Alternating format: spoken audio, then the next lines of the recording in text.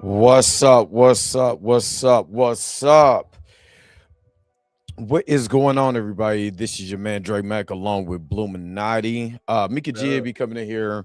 I swear I thought I sent the I thought I sent it until y'all said I'm sitting there like, where Mika at? Why she talking about she in the cheap seat? Shut up.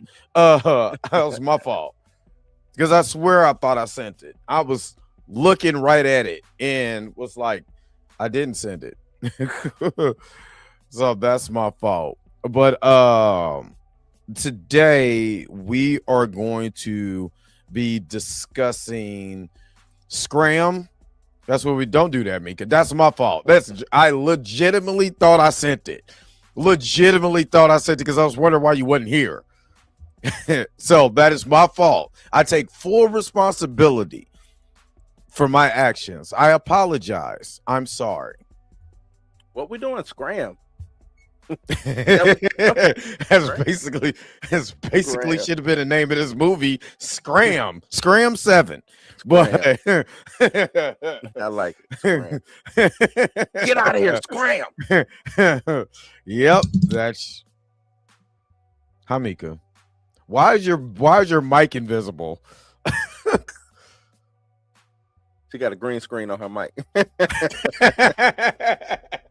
What's up, Mika? What's up, Mika?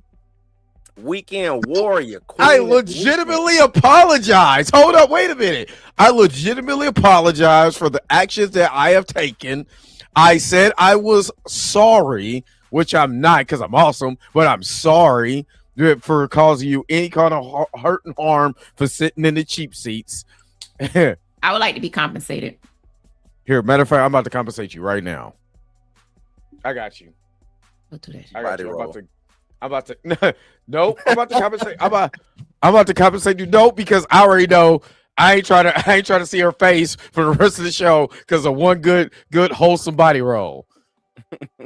Not a Shut host. By our favorite Jackson, Marlon Jackson. There's nothing wholesome about that shit. Look, hey, we all know that that's our favorite Jackson. We all came to a consensus that Marlon Jackson is our favorite Jackson. No, The no, devil's a not liar. Michael. Not Michael, Marlon. Marlon. Because can't Devil nobody is body alive. roll. Can't nobody body roll like Marlon. Not even Michael. That's why he went first. To show everybody how it's done. Like, never mind. he You was got it, like, big I dog. don't want to kill her. I don't want to kill her, but I am. I am. I bet they ain't looking. But I got you, Mika. I'm gonna compensate you. I'm gonna compensate you for your stress and your It's $100. what? No, you don't get. No, I set the rules. It's You don't get $100. You're okay. Well, did they high fives? Stress. You get a high. Blue boots me off the Oh. show, and then you How and then did you I forget to boot send you off the and show? then you forget to send me the link. That's my You don't fault. want I me to can't you don't want me apologize. here no more. Just Look, I can't apologize for him. I can't apologize for him. I said I'm started sorry. this Monday, and I said my bad. I've been back. I went to Georgia, came back. Look, man, dealing with this Georgia, Huh. man. really? You did the Scream 2 death. The, Yeah. the Scream 7 deaths. Man, we gonna get into this movie. We gonna get into this movie. Thank you for everybody who's coming in. Make sure that you hit the thumbs up on the way in. That's all we ask is to hit the thumbs up, man. Let's go ahead and start this show, man. Let's get into Scram part 7. Cause man, I got some thoughts. So let's go ahead, let's go. What does this button do?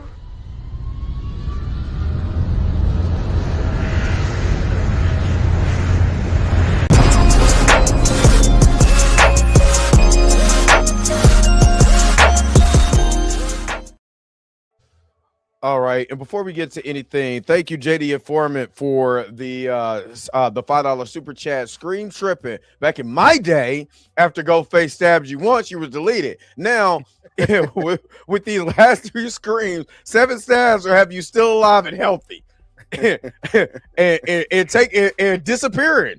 You can get stabbed. You can get literally stabbed in the gut. You turn around and you magically disappear. I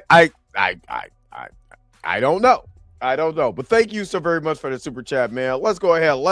This is what they using to stop themselves from the stabs. You are truly amazing. Thank you for your super chat.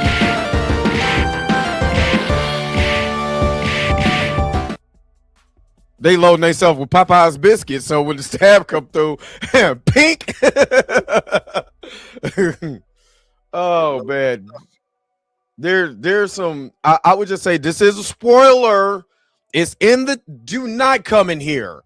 Do not come in here. I repeat, do not come in here and be like, "Why are you spoiling the movie? Nobody watched it." It's in the freaking title. Scream 7 spoiler reaction and thoughts. So please do not come here talking about you spoiling the movie. Why are you spoiling the movie? I don't want to hear that. Shut up. Get out of here. Scram. Scram 7. Oh man. Mika, how are you? Why do you keep coming back to me? Hi, Mika. Child. No, he ain't. Yes, he I just want to see if you're okay. After watching Scream 7, I gotta make sure everybody's okay. Because Blue, did you see Scream 7? Yeah. Mm-hmm. Did you see into Georgia? While you was down there? While you was down in Georgia? Yeah. That's the only I had to wait. It's a long story, but yeah. Got some Scream that. I'm okay. All right. Y'all want to talk about any other prior things before we get in? Because I got so much to say on this movie. But before we get to that, is there anything? I know you had a couple things you wanted to kind of discuss, Blue, before we got into the whole Scream thing, because I think they should end it here, but I just heard they greenlighting Scream 8. What? Why? But anyway. Now, a lot of stuff been going on over the weekend, whether here or abroad, if you want to get into the political spectrum. But the merger stuff, man, what I'm saying, with it happen. When did that happen? Was that Wednesday? Thursday, I think. Thursday. And I glossed over I ain't glossed over it. I talked about it. Yeah, that was Thursday. So yeah, I talked about it on Thursday. How are y'all feeling about that? I know, what I'm saying, especially now that it's a couple days into it. Do you still have the same verb for it? You know what I'm saying? Are you still looking at it like, nah, this is some BS? Yep. Whatever you say, that's the opposite of good is yep. Yeah. So this is what Discussing Film said about the merger. I think this came out from Larry Ellis. No, David Ellison. They just came out from David Ellison. And I retweeted all of this. It says Paramount has revealed new details about their merger with Warner Brothers. HBO Max and Paramount Plus will combine into one service. Boo. 15. Well, I mean, I understand, but it's let's pause right there, because to me, and I don't mean to cut you off, that's it. It's over. Like, if you roll HBO into Paramount Plus, that's the brand. The brand is HBO. You know what I'm saying? Like, I don't know how you go forward. You know what I'm saying? Like, without an HBO, I just don't know how you do that. Yeah, I mean, HBO is a brand. It's bigger than Paramount Plus.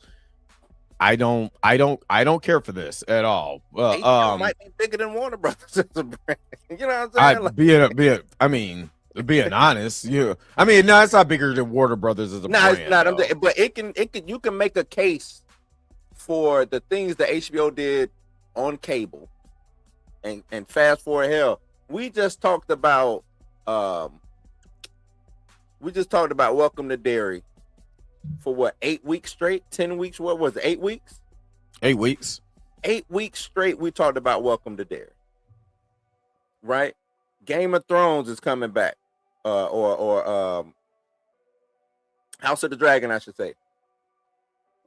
Are we going to be getting that? You know what I'm saying? I think that they're going to do it. They're going to take the model from Disney when Disney acquired Fox and Hulu, and they just wrapped Hulu into Disney Plus. And what was it? The Discovery Channel or what else is on there? Because I don't pay any attention to that. But you know, National Geographic. Yeah, National Geographic, which I don't even watch that on Disney Plus. Since I get Disney Plus for free, I don't even care. So I pay for HBO Max, and I pay for HBO Max for a reason, because HBO Max has great content, not just good content. They have great content. And to go over to a floundering Paramount Plus just to go ahead and watch this, because all it does is Larry Ellison has came out and said that they want to compete with David Ellis. Larry is his dad. Larry's his dad. Yeah. But David wants to compete with Netflix. That's his big thing. That's what he said. And this accusation is going to help him compete with Netflix. So whatever. It says 15 films per studio with 45-day theatrical windows for each. Merged company will have approximately $79 billion in debt. God. Anyway, $6 billion in cost cutting, including consolidations on tech infrastructure, real estate, corporate overheads, and more. No plans to sell. Yeah, it's most definitely layoffs. No plans to sell off, spin-off, or no plans to sell off or spin off any of their cable assets. Flexibility to put sports like UFC on any cable network. We'll continue to license movie and TV shows to other studios and platforms. AI will be a tool for artists, but never a replacement for storytellers. And that is some of the details on that. Yeah, I just don't see how this works. Everybody's saying that everybody's spelling like bankruptcy in 5 years. That's what everybody's saying right now. Like all the professional, because what did Paramount do after being acquired by after David Ellison bought it with Skydance? What did they haven't put out jack? Like the movies that did come out was already supposed to come out. They haven't even shown that they can run Paramount yet, let alone get Warner Brothers. Yeah, it's crazy. I'm just hoping for the best, but I'm not dumb, and I'm preparing for the worst. My hope factor is very, very, very, very, very, very slim. And with great shows that they produce, if they even amount to touch any of those shows, the studio interference or any of that, you might as well go ahead and just kill the whole entire brand. You know what I mean? Yeah. You might as well just do it. Now if they come out and say we're not touching them at all, we want the same infrastructure that HBO, that Max and Warner Brothers has been doing for their movies and television, and we're not, and we repeat, not going to touch it. That's different. But I don't believe that. The executives touch everything all the time. No Diddy. You know what I'm saying? So, I mean, we have a whole file. You know what I mean? But anyway, but I mean, and I heard somebody saying that Zaslav could be trying to pull a fast one, knowing that this won't pass, and he done got maybe upwards to like $10 billion off of this deal just because it won't go through. I mean, somebody already in debt. Might as well go ahead and keep leeching off that money. Well, I mean, this could be a way for him to get his, pay his debt off. Let me pay this debt off. This is how I'm getting it. I get Netflix to pay me 2.5. Well, they say 2.5. I think it was 5 million. Oh, 5 billion. Yeah, they already paid them. And then if this don't go through, they're gonna have to pay $5 billion also. That'd be $10 billion right there. I don't know, man. I just, because even, and the CEO of Netflix just came out. He was like, it don't make sense. Yeah, he was like this deal. It just 100 and what it was 112 billion. 110 billion dollars. Who paying 110 billion dollars for a company that's in debt like that? I'm doing the wrong things in life. Is what I'm doing. What you got, Mika? You quiet? You ain't got nothing to say? No. I ain't following this. Okay. All right. You know, they coming for Tubi next. I don't know. We out of here, Mika. We out of here. They better not take away my goddamn Looney Tunes. They coming for Tubi is already owned by that, but you know, the remaining portion of Fox. So they're good. The only thing, of course, I did not like about the Tubi acquisition is that I knew that they were using that platform. Black folks were making movies. You know what I'm saying? Whether they low budget or not, who cares? They were making art. And since they built up the app, they build it up. Now they could be able to take it over. You know what I'm saying? And put whatever they want to in it. And now those same people don't have the money to get on those to get on Tubi anymore to put their stuff on there. So again, I keep telling people there's always YouTube. Mari Usher has proven that you can put movies on YouTube. You know what I mean? So and don't have to pay a distribution cost, no nothing. You know, it's what it is, Patreon. Oh, but yeah, Patreon. Our old buddy Nelson. You know what I mean? You know, is he gonna be able to be Mr. Two? You think he good? I think he'd be all right. Nah, Tubi be all right. He started his own production company. He ain't putting nothing on Tubi anymore. See? See what I mean? So, yeah. We build it up, and then they make it hard for us to get back in. Yeah. You know what I mean? So, that's all I'm saying. And yeah, he moved all his stuff to his own production company. So, yeah. You ain't going to see nothing from Nelson anymore. That's dope. I mean, hey. Get your money, man. Direct to consumer. That's the way to do it anyway. So, yep. But yeah, it's just crazy, man. I don't know if it's gonna go. I'm watching it, and I don't know if it's gonna go through. I really don't know. And it's gonna. It was up to like a year, 14 months. You know, a year to 14 months anyway. So, but you have the midterms coming up, right? Mm-hmm. November. Yeah. I wouldn't be surprised if they don't start actually talking negotiations for this merger after the midterms.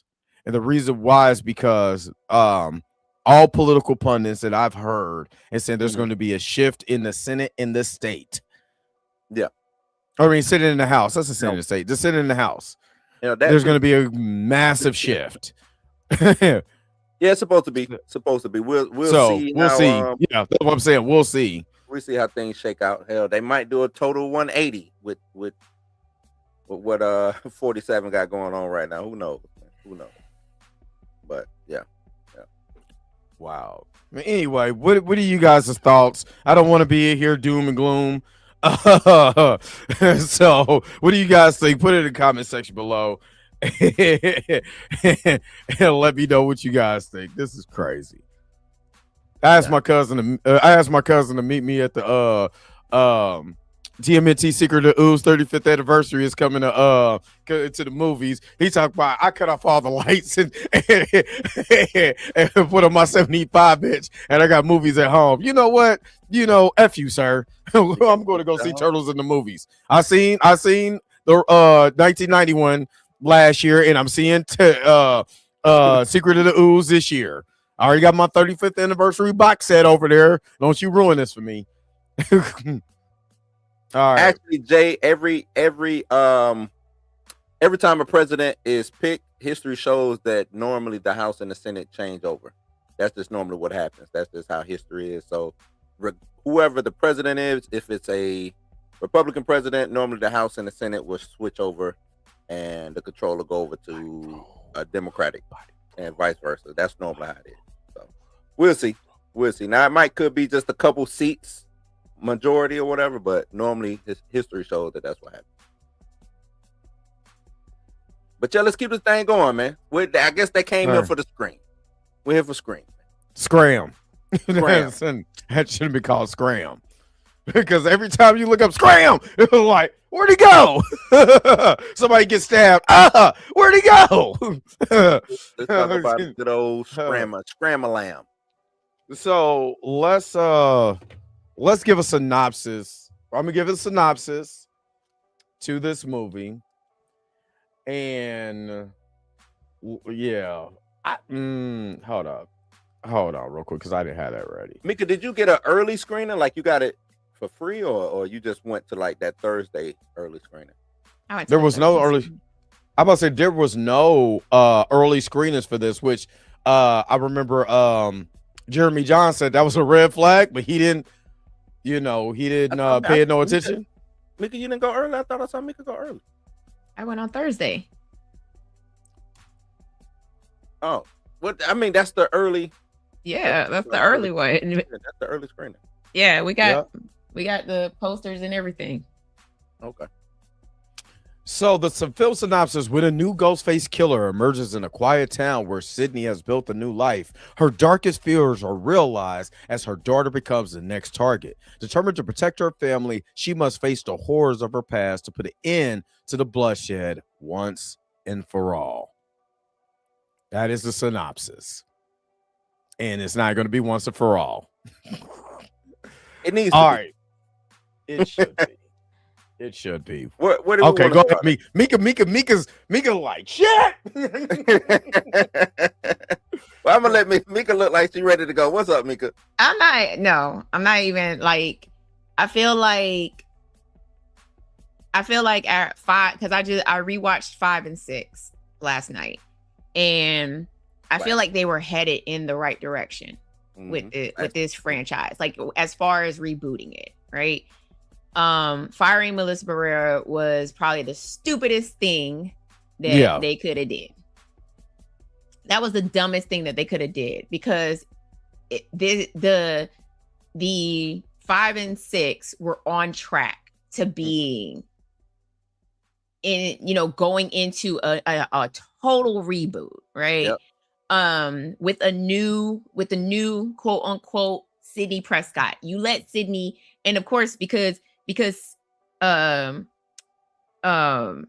God, Neve Campbell, I feel like she felt that shift, and that's the reason why she didn't show up for 6, and also they didn't want to pay her no money. But exactly, I think I think she blessed off on it, and I think 6 would have been her last movie, and we wouldn't have had any issues rolling into 7 because there would have been no Sydney Prescott, right? Right. Yeah. Right. This movie, as somebody stated in the comment section, was a cash grab. Yeah, this was nostalgia. This was nostalgia bait 7, because that's what it was. It's not even that. It's the simple fact that everything about this leading up to this movie was wrong. Yep. Like everything was wrong. I agree. They should, if they were going to do this right, and if they had, and I'm pretty sure if they redid this all over again, don't announce any of the legacy characters that's going to be in this movie. Yeah. Gale and Sydney are coming back. That's it. You should have never said Matthew Lillard was going to be a part of this. You should have never said that Billy Loomis's mom was going to be a part of this. You should have never said that Roman was going to be a part of this. You should have never said that Dewey was going to be a part of this. Facts. Because it already let you know what the deal is. Right. Yeah. And as I said many months ago on the Blurred AF, I said, I guarantee you this is going to be AI. You did. You did. You called it. And sure enough, it was all AI. And I just feel like, okay, if you had left that piece quiet and nobody knew, as soon as we saw him pop up on that damn screen, the theater would have erupted. I mean, technically, mine kind of did a little bit. Like everybody's like, "Oh snap!" Like they didn't know that he was gonna be in it. And I was like, "Y'all, we knew he was gonna be in this movie, y'all." There was that happened in my theater too. People start clapping and all of that, and I'm sitting there like, "So y'all didn't I know y'all didn't miss that they told y'all these people were gonna be in this movie, right?" But some people did not pay attention to that, and they were having a good time. And I mean, don't get me wrong. This movie did not make sense at all, but I still had a good time with it. Yeah, it's a good time. When Gabe showed up and ran old boy over, I laughed so hard. Said, did we get the? And he jumped out the truck like I did not have a good time with this movie. Everyday thing. You have a good time with it? I had a wonderful time with this movie. I had a good time with it. I tried. I legitimately tried to have a good time with this, but there were so many things as far as the pacing and the plot that just did not make sense. And them keep referencing how Sydney was not in the last damn movie. Who gives a shit? Keep going. I don't care. If you was in New York, after the first 10 minutes of the movie, I literally was like, I turned everything off. Yeah, me too. I turned off my critic, my critic brain, because I was just like, this is about to be dumb. But let me just go ahead and have fun with it. Everybody in my theater was clapping and cheering and laughing, and I was just enjoying the audience reaction to this movie. Like all these people walked in, they had on Scream shirts and pajamas, and two people came dressed as Ghostface, and I was like, we ain't gonna have a repeat of Scream 2 in here. I promise you, boo boo. Attack us if you want to. I promise you will get jumped. I guess that's the dope thing about, and why Drake is saying that 8 is on the way, is it's still this movie still has legs. So this franchise still has legs for some reason. To me, this movie was a try hard. They tried so amputated legs. What is amputated? Basically, because they lost Melissa and they lost Jenna, so you're not gonna get those two characters back, right? So why not reboot it with Sidney Prescott's daughter? Exactly. And that's exactly what they're going for. Yeah, and I think they set that up perfect. Now I will say this. The ending was entertaining as hell, even though, like, damn, some people cannot die. And I felt like I legitimately felt like Austin Powers was like, yeah, why won't you die? Like, seriously, why won't you die? To me, it's what was that? Which one Dewey died in? What was that? 5? Dewey died in 5. 5. When Dewey shot him, you know what I'm saying, and end up, he had a vest. He had a vest on, whatever. But now it's like they all either wearing vests or, you know what I'm saying? Like, why won't they getting murked off, but then they taking hits to the head. Like, what is underneath this mask? Is it Kevlar? These got the Batman suit on. What is going on, man? I'm gonna say this. I had more fun with 3 because I kind of already knew what I was getting myself into. You know what I'm saying? As soon as my man Bud was on there and I knew it was a movie, I knew they were shooting a movie, I knew this was going to lean more into camp. The camp. It's going to have fun with itself. It's not going to take itself so seriously. To me, when I was watching this movie, there was so many disappointments because there's so many good actors, like the kid from The Boys. You know what I'm saying? He's a great actor when it comes to. They marked him off so silently. It's easy. But what I'm saying is that, like, you get a kid like that in this franchise that you easily kill off, who's great in The Boys as far as like that deranged kind of crazy kind of kid. And you slide some oil on him, you know what I'm saying, on a beer tap. Like, what? Like, what? Like, can we start from the top? Right. Scream is known for its cold opens, right? It's known for its cold opens. I like the open. I did like the opening. Really? I like that opening because the opening was fun to me. Them going into the house. You got all the stab memorabilia and all of that. You have all of that. The guy is geeking out. It's kind of like if I ever go to any type of Marvel thing, I feel him. I'm going to geek out, and I actually love the opening. I love the opening. It was the middle that I had a problem with, but I personally like the opening. It was fun to me. I ain't like it. Let me know from the jump. Yeah, where we was going. Okay, Rico. The opening from the jump let me know. Okay, this is the type of time we are. Yeah, I think that's when I was like, okay, We here. You might as well. I was like, this is now become the bottom of the totem pole. I personally have. The reason why I say I have fun with it because when you made your video about meta commentary. And what meta, this was taking the meta now. This has became almost like an amusement park. You know what I'm saying? Like a haunted house. You know what I'm saying? I'm like, are they telling us as the audience that this is now in the realm of the haunted house? This is now almost like how can you say it? Oh God! It wasn't a haunted house at all. But you know, like what you know what like Elvis's house or something like that. Museum. Like okay, we're paying homage to the past of the Scream franchise, and this guy is about to experience everything from a nostalgia, and that's why I said it was baked in nostalgia. It was like when nostalgia goes wrong. That because I remember you were talking about that. You was like every Scream had a theme. You know what I'm saying? That had to attach to horror as far as like what is the commentary trying to say? This is the commentary on the horror franchise or the slasher franchise. This is the commentary on when you take horror and take it to the next level and try to be the person or so on and so forth. I was like, this is Scream becoming nostalgia bait. And I was like, all right, it's nostalgia bait. What you got? What you gonna give me? I guess for me, it's been done. The nostalgia bait has been done. But see, I haven't. Okay, so let me. 5 and 6 is. So I didn't see. So okay, so let me just give you a caveat. I haven't seen 4, 5, and 6. I'm going from 1 to 3, 7. So I didn't see 4, 5, and 6. You can't really say anything about 7 because.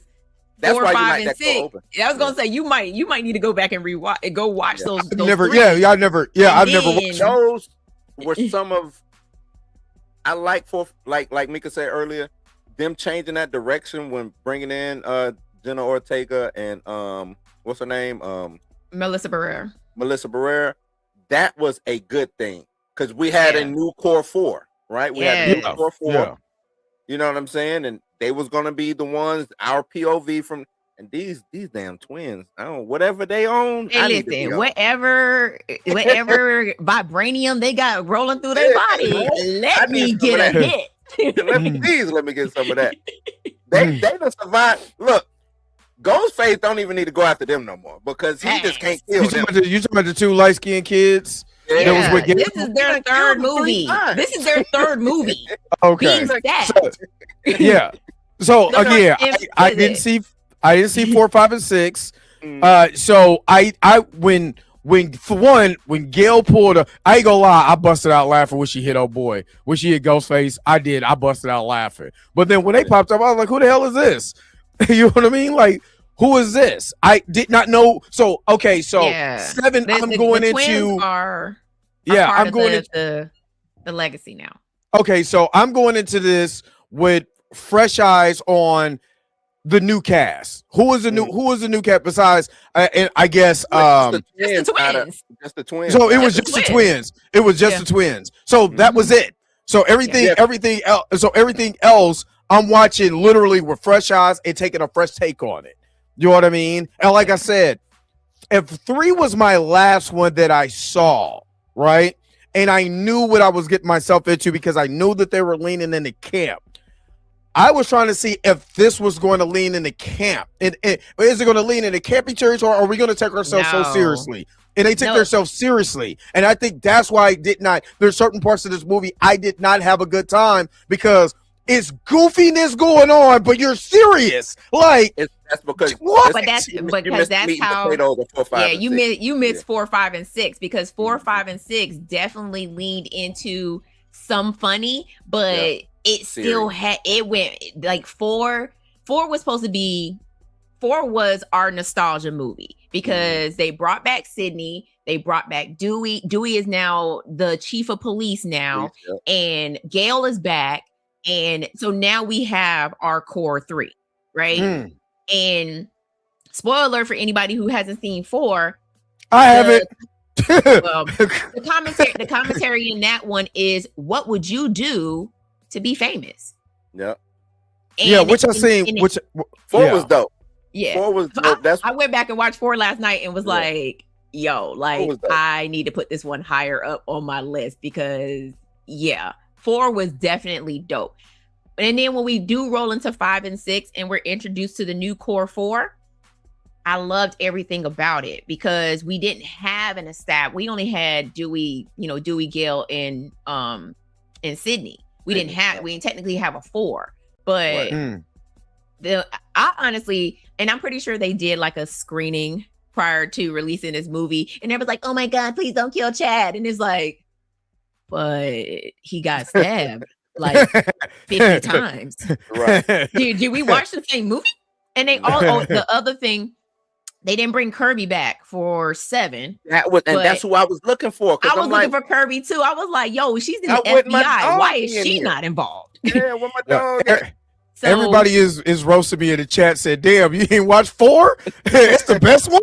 Damn, I go watch 4 then. Shoot." Literally, like when I was re-ranking my Scream movies, I was like, "Yo, like 4 is definitely up there." Because before I had it lower, and I was like, I rewatched, and I was like, "This is good."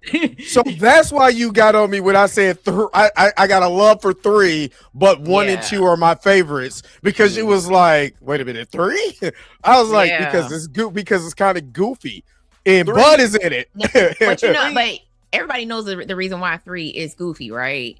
Yeah. Because Columbine happened, and the studio was like, you're not putting out no movie that has to deal with high school violence. You're gonna put out you're gonna put this out.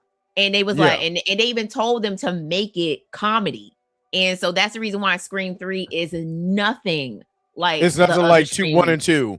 Yeah. Or 4, 5, 6, or 7 2. It's nothing like the rest of them. Okay, y'all, go watch it. 7 is definitely better than 3. I mean, 7 is worse than 3. Like worse than 3. Yeah, 7 and I'm trying to tell you, I have a good time every time I watch Scream 3. Just because I know it's silly, but again, I'm a goofball, so I can watch that. I was literally trying to find spots in here where I'm trying to have a little fun. I'm trying to get into, or at least, especially after watching, and this is crazy. I watched Scream 7, and then I went home and started watching Cross. Started watching season 1 across. And I got all the way to episode 3.5 because I didn't finish the rest of that. That was better. With your twin? You know, I watched it. Shut up. I watched it. That's not my twin. That Negro's nose does not look like mine. Stop it. But I already watched it. You know, I did a thing on season 1. So I'm watching season 2, and the mystery is better in Cross than it is here. Because what I got to do once we got to the characters, I was like, and the characters in the reveal, I'm like, technically, that's dumb. And I kind of seen it a mile away because you don't go into a facility and the guy who is not the director saying, yeah, here, you can go into the crime scene here. Here it is. He's like, what? Dude, that doesn't make logical sense. So, that's when I stopped having fun. When it stopped making a lot, I'm only going through the first 3. I knew as soon as they burnt down Stu Macher's house, I was like, this is not about to be anything like the other Screams that you've seen. You might as well just buckle up and just be along for the ride. And that was the whole point of it. Like it didn't hit. Like I mean, I saw it didn't hit. It did. And I knew who both the killers were, like off rip. Like like when they were at the facility, I was like, really? John, y'all let the facility let this random dude go that he didn't know his name. Yeah. And he just left, right? Okay. He's just out. He's out. When the mom showed up with her son, she showed up with her son for a reason, so that the audience would think that it was her kid that was doing all this. But I saw straight through it. She's like, "Well, we're the neighbors." I was like, "You're the killer." Yeah. Plus, when she said that, I knew it was her because old boy wouldn't have known the code to the coffee shop. She did. Mm-hmm. Yeah. And they got lazy. They got lazy with the actors. Yes. She is one of them. She's one of them. Yeah. And if you know anything about the dude, he was in all of those white coming of age movies back in the day. Like I like Lino, like the Lino Me's and Sam by Me's and stuff like the ones in like the late 90s, early 2000s. Oh, what was the one with let me get the cast. What's my man's name? Who plays? And yes, Abundance. Scream 4 already did this and did it better. A lot of people already did this, but Scream 4 was dope. Scream 4 did this and did it better. I love the fact that Sydney's cousin lured her back to Woodsboro and was like that was she was like, you got to get up out of here. Yeah. You got to go. What I was about to say. Oh, the speaking of the killer, to me, if y'all gonna do the AI situation, I think you use it. I think they used it the wrong way. They did. I say, fuck it, bring him back. If y'all gonna use it, I thought that too. Use him. Bring him back. Fake the audience out. Oh, it is this AI. No, it's Stu. You know what I'm saying? Like, really bring him back. You know what I think, Blue? Because in the original Scream 3 script, Stu actually did survive Scream 1, and he was going to lead this group of teenagers, stab-obsessed fans, and basically it was this was literally 3, what 3 was probably going to be, and then 4 ended up being what 3 was what 3 was. Yeah. What did y'all feel about because there was no character development in this movie at all with nobody. Because we already know Sydney. Mm-hmm. Yeah, but Sydney. That's it. We don't need to know anybody else. We don't know Tatum. Her daughter. We don't know her, which I forgot when it was like Tatum. Why does that sound familiar? Oh, she was the girl who got caught in the garage, and then Scream made fun of that when the garage door wouldn't go down to old girl because she was too big. So I was like, oh, okay. And then didn't Scream 4 do that one too, Blue? I don't know because I haven't watched it. I don't know. Literally, Scream 4 really, like, the opening is not the same, but there is a part where the girl tries to go out and under the garage door, and the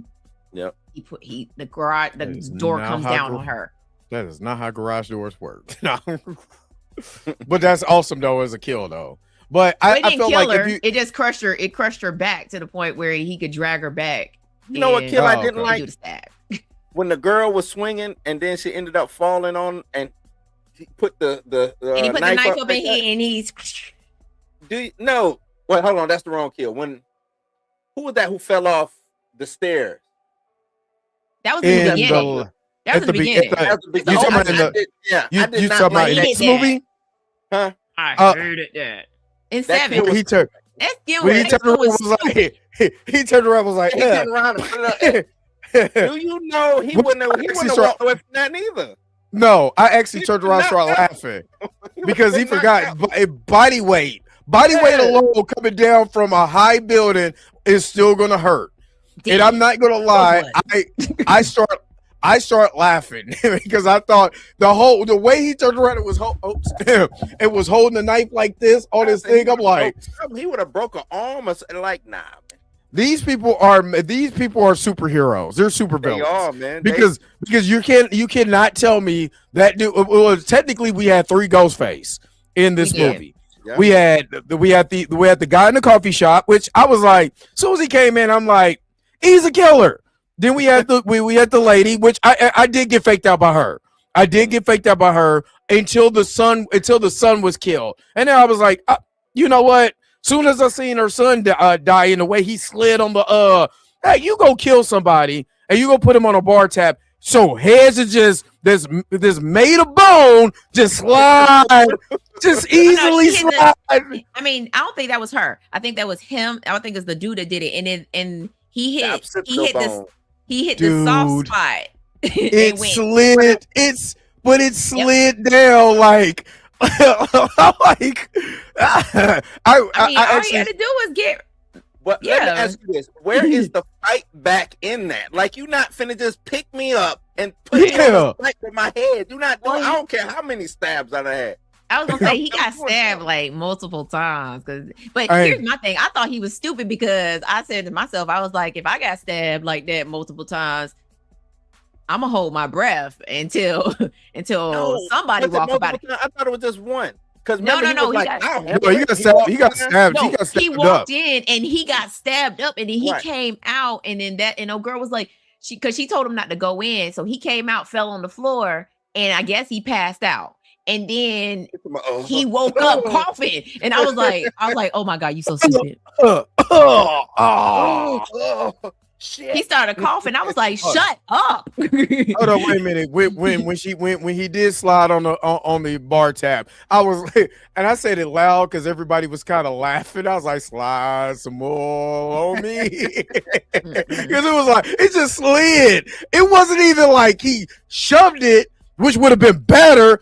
He just put him on there and just slid. Like, so my man has made a butter. my man has made a country. It was bad CGI anyway. It was very bad CGI. The CGI was bad. To answer the Black Bleach, he did get Chad and Mindy, and they only got stabbed one time, and they both passed out in the kitchen. They were they know how to die, so to get away, they be like, oh.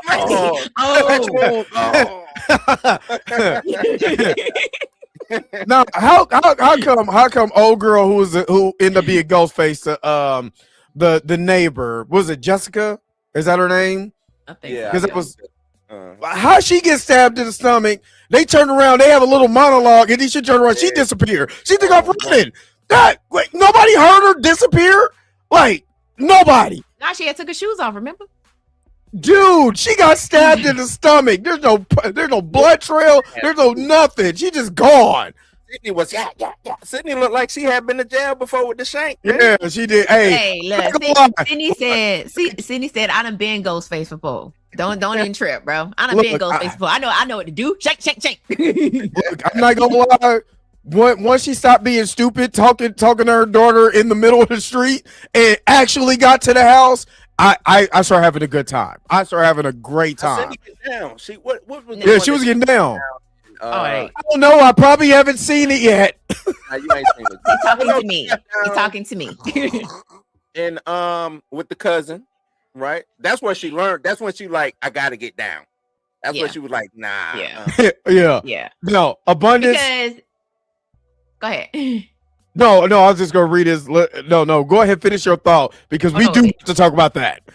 So first one, obviously, she is the final girl. She is the victim. She did what she did what needed to be done. Right.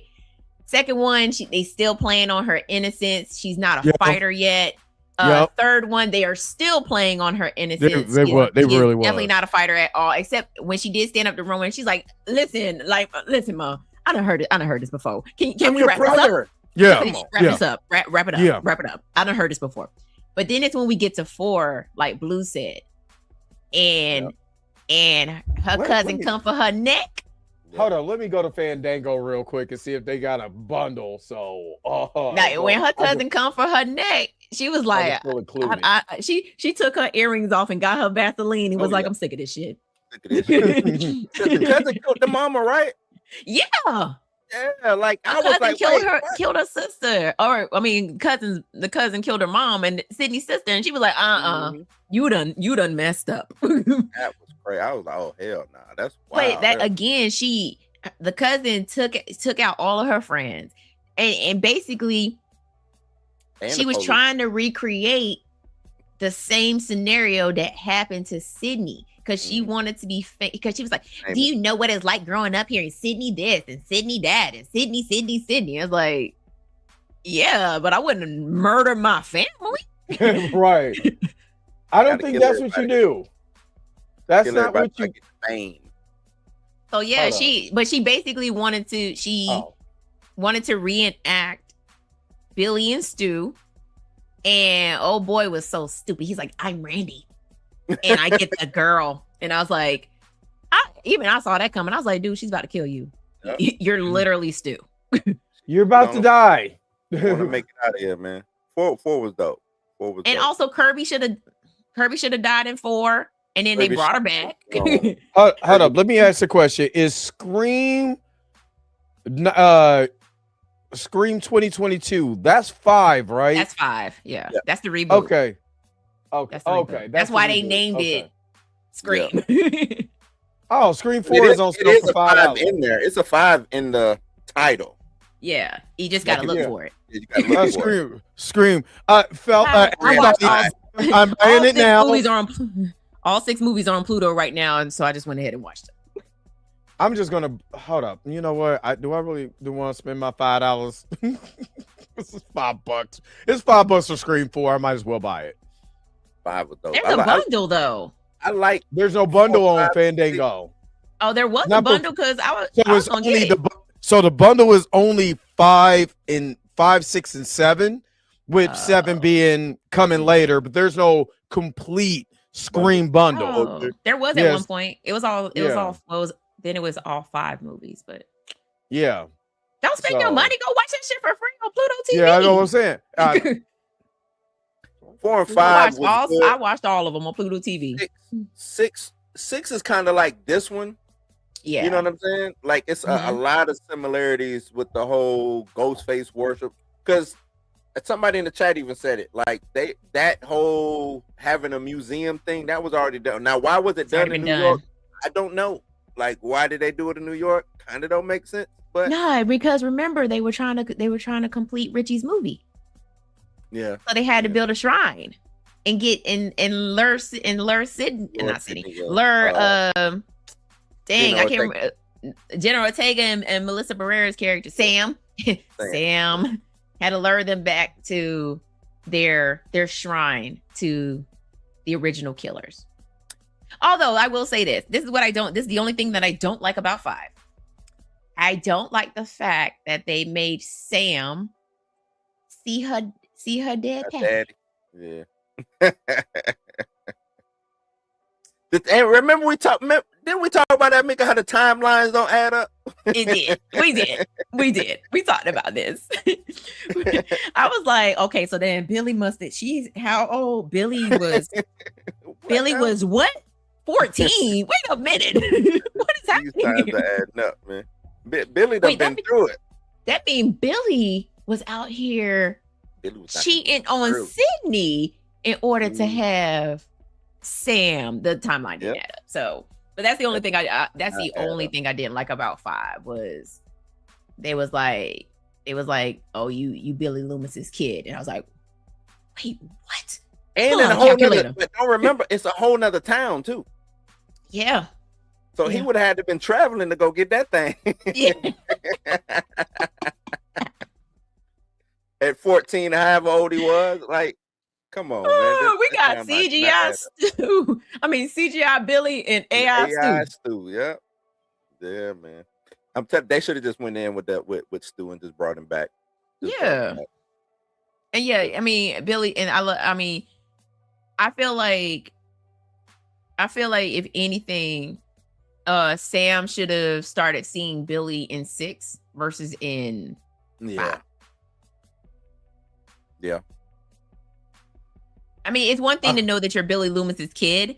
It's another thing to see him, and you only seen pictures of this man because obviously he died, I guess, after or before you were born. We don't know the story, but like to see him actually talking to you, like he's riding in the backseat, like in her mind, he's in the backseat of her car talking to her through the mirror. Right. And he looks like he did in Scream. And it's like, how would she know? Right. I got a question to see if I'm tripping. When in Scream, the reboot, she survived the cold open, right? Yes. Gina Ortega was a cold open, and she survived in the made. Okay, I was just making sure that I wasn't tripping. Which is the first. Yeah, that's the first. Yeah.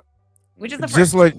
Just let y'all know, all the Screams except for Scream 2 is on Paramount Plus. Oh yeah, that's what I said. Go on Pluto TV. All of them are there. Well, you know, I've seen 2 insane amount of times just because of the opening of that one with Jada and Omar Epps. I've seen that. That's like the dumbest opening. Yeah, that was dumb. It still is. Dumb. And no shade to Wes because Jada decided to do that bullshit. Yeah, it's Jada's overacting that makes that opening so hilarious. She's like, I want to die. I want to die in a horrific way. That was that, but that wasn't horrific. That was just terrible. All she had to do was look at her career, and she would have seen it dying horrifically. No, I mean, like her getting stabbed up the way that she was getting stabbed up was horrific. Yeah. But the way she died and fell over. Yeah, that was dumb. That was dumb. Still like that movie though. I still like 2. Oh, no, the movie is great. That opening is yeah. I like Omar. Omar's death was crazy though. Yeah. I mean, they parried that in Scream. I know what you did last summer. This one that just came out, or 7, Scream 7. I didn't see that either. Okay, I did. Neither one of them is good. But if I have to pick one, if one is better than the other one, then I'm probably going to give it to I Know What You Did Last Summer. Ooh. Only reason why is because they try to do a requel. Yeah. They tried the Scream route, which a lot of the horror franchises are doing right now.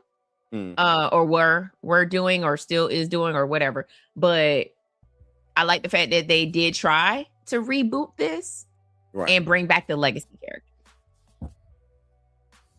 Even though one of the legacy characters ended up being the killer. Yeah. But and I was like, that's dumb.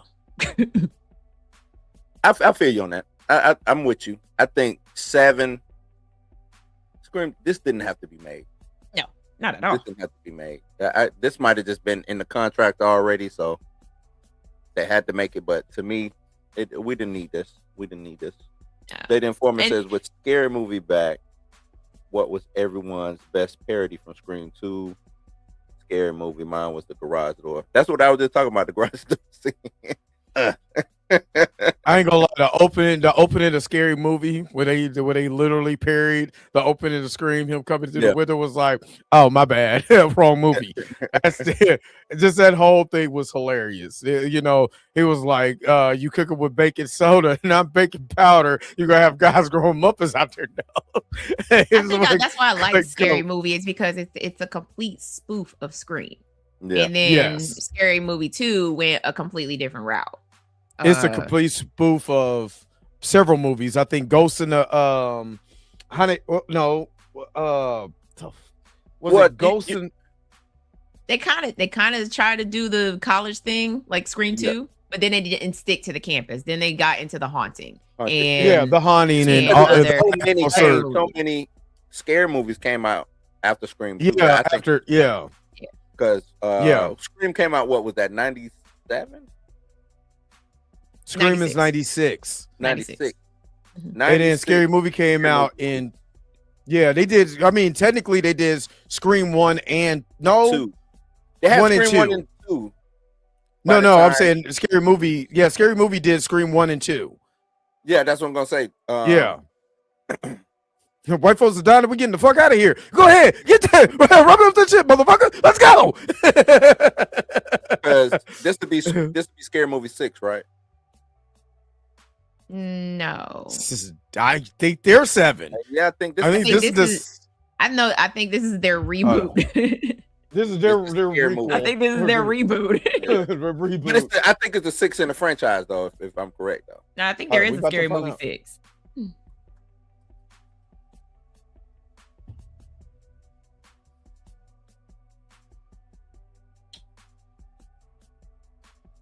Yeah, Scary Movie 3, 4, 5. No, this will be their 6th one. This will be the 6th, yeah. So. Yeah. And the first one since 2 with the Rayan brothers, because they did Scary Movie 2 came out in 01. And Scary Movie came out in 2000. So they were spoofing Scream 1 and 2 and Scary Movie. Crazy. Scream is powerful, man. If you really even think about them 4 years later spoofing Scream, you know what I'm saying? Like, this franchise might not stop, Mika. This might be we Fast and Furious territory. And listen, I in my video I took a stab at movies that go past movie 7. I was like, normally by now they're in space. The franchise has died, or you know what I'm saying? So you think Ghostface gonna go into space? Shoot, that's where we're going next. Shoot. Ghostface is Sydney. She gonna be like, I'm in space, man. On the moon. On the moon right now. What are you doing right now? So, they're gonna bring Jenna Ortega back. She's gonna be an astronaut. Right. I think Kevin Williamson, because he wrote along with Wes Craven the first Scream movie. I think because this is the 30th anniversary of the first movie, he felt like he had to put something out. And unfortunately, this wasn't it.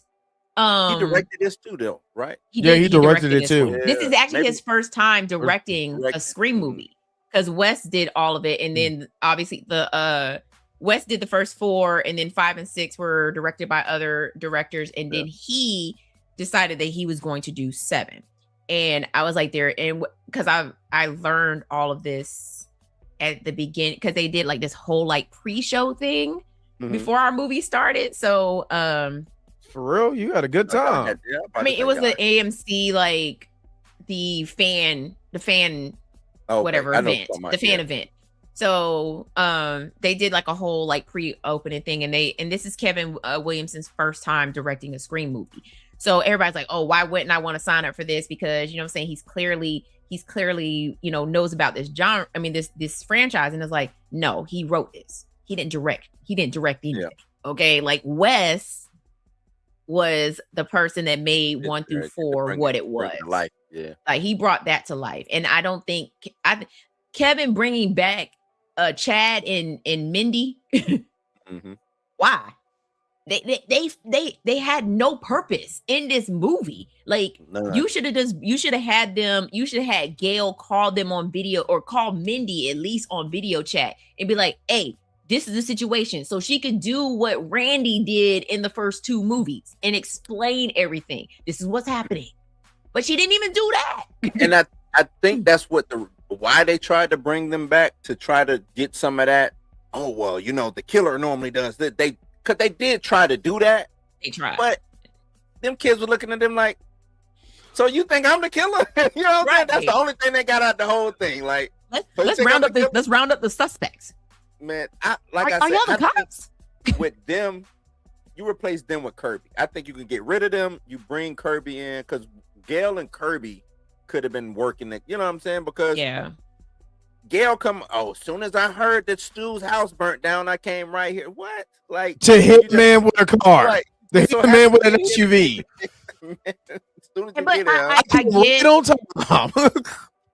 I get using Chad as her cameraman. You know, because that makes sense, right? Because she needed a new cameraman. Chad as her cameraman makes sense. Why we bring the sister along? Oh, we're her interns. Yeah. Like, you should have linked up with Gail. To me, that Gail and the twins linking up.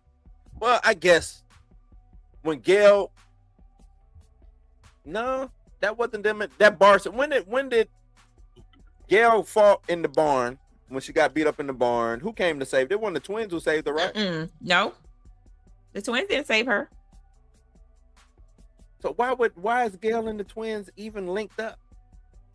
That's what I'm saying. Like I can understand Chad being her cameraman, but if I had wrote the movie, Chad would have been in the movie as the cameraman, and then he didn't. And then Gail would have said something like, "Hey, call your figured out." They find out what the situation is. Call your sister up, and then they all like Gail, Sydney, and Chad, and Tatum all sit on the phone with Mindy, and she explains everything the way that Randy did in the videotape for Scream 3. Yeah. Okay.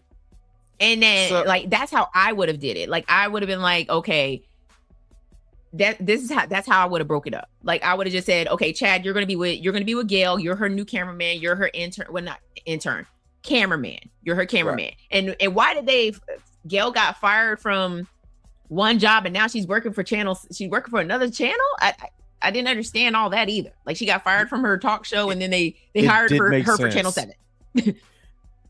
They should have been in therapy, Lawrence, and a really good plastic surgeon the way that they were getting chopped up. Nah, they got Wolverine. I was gonna say they got that Deadpool in them. Yeah, for real. He said, wasn't their dad Gail's former cameraman Dwayne Martin? No, that dude. He left the movie. He was at the beginning of the movie. He came in at the end of the movie. No. Their mom is Randy's sister. Yeah. Mm-hmm. But yeah, that's how I would have did it. But I mean, whatever. I honestly thought Chad should have died in 6 because he got stabbed on both sides. Yeah, by 2 different Ghostface killers. They was like yeah.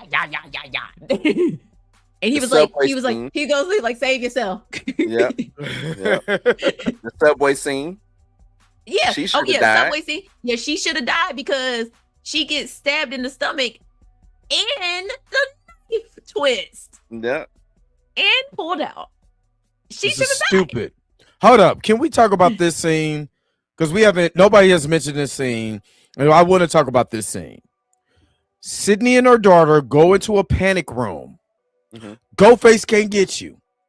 And they decide, I don't want to be in a panic room anymore. Let's go through the walls. Oh, that was Sydney. She was trying to get to her husband. Damn him. I'm in a panic room. She was trying to get to her husband. Her daughter didn't want to be left alone. So she's like, I'm going to come with you. And I was like, that'd have been the one time I would have mushed my kid in the face and been like, you can't come. That was a people under the stairs moment. Stupid. And that was a people under the stairs moment. It was stupid.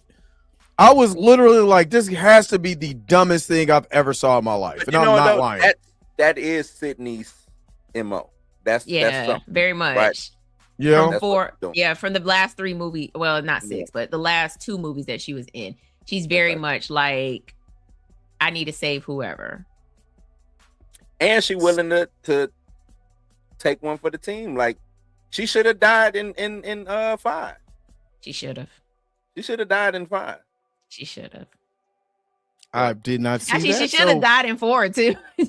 Yeah. So I did not see that. So I have some watching to do. 4, because the way her cousin jabbed her up. Yeah. They was like, she's in critical condition. I was like, no, she dead. She dead. Dead. Her was the same. Her and Kirby got the same stab wounds. Dead. But you know what? They kept bringing, because Kirby should have died. The police officer who ended up being in Judy, was the parent. She got shot. Yeah, she got shot, and so I was like, nah, she dead. And then I see her in the next movie. I like, she was like, wear the vest, protect the chest. Nah, that girl dead, man. I was like, she definitely got shot in the face. I don't care what nobody says. Nah, that girl dead.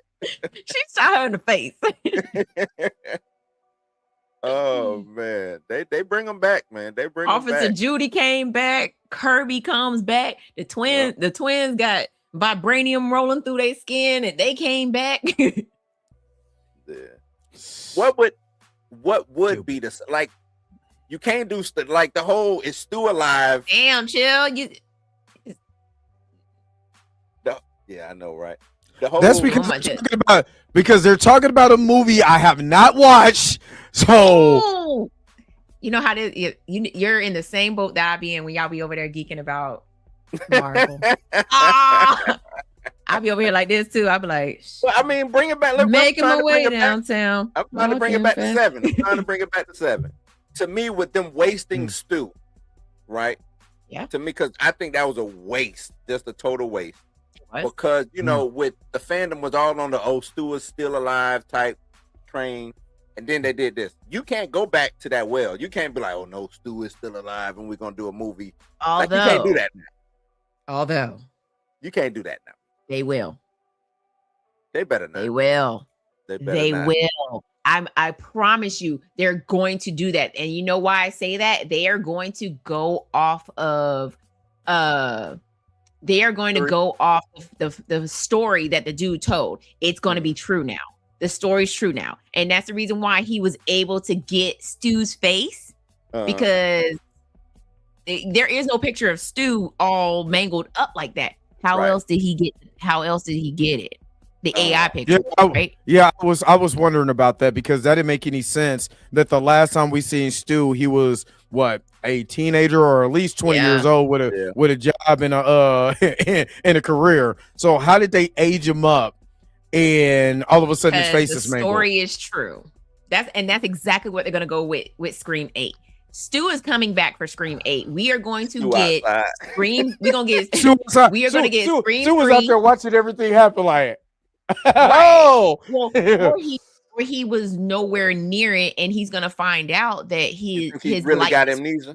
Yeah, and now he's gonna be like, or he masterminded all this, and again, because nobody's gonna snitch on Stu, because we got to have a Scream 8, right? So he masterminded the whole thing. Don't have to. Got those three together and was like, listen, this is your target. Go after her daughter. And here, take a picture of me, use my likeness, because you're really, because the guy's like, I'm good with AI. I could trick Sydney into thinking that it's you. I promise y'all, I just gave y'all the plot for Scream 8. They're going to bring back Stu. I mean, he's already he's already in this season of Cross. So right. Matthew Lillard is doing an amazing job too. But I mean, TV fell on this man's face. First of all, a CRT tube TV that's like 30 pounds, 27-inch TV fell on his face. Now we're gonna get a flashback. We're gonna get a flashback back to 1990 to 1996. They're gonna show us a flashback where they put him in a body bag, and he's in, and right when they're getting ready to zip it up, he sits up and he starts screaming. He does the breath. Yeah. And then so they're gonna de-age him. They're gonna de-age him, have his face all mangled. Oh, they just gonna CGI. They're gonna CGI. CGI, yeah. Just like they did with Billy. Man, they CGI his face. They're gonna CGI his face, make him look young, and then that whole story. Now y'all gotta think back to this monstrosity and be like, oh man, he did say that he was in there, and that's why the yellow tape is there. Because why else would there be yellow police tape on a door? I mean, technically that's a big, huge plot. Because I was gonna say that's when I was like, what are we doing? There's a huge plot hole here where they're saying that Stu is here and he's AI, but there's tape there. Who was there? Was he really the John Doe? Stu. Yes, it's Stu. Yep. This makes it worse. This makes 7 worse. It makes it worse. We're getting remade for this reason. Because people's curiosity made it $100 million. Yeah. I mean, that is true, because I went to go see it and I haven't seen 4, 5, and 6 yet. I'm getting ruined. Nah, I don't care. I actually, half of the stuff that y'all was saying, I turned into a hamster wheel, so I didn't pay attention to it. So I can be shocked when I watch the movie tonight after I come from Walmart.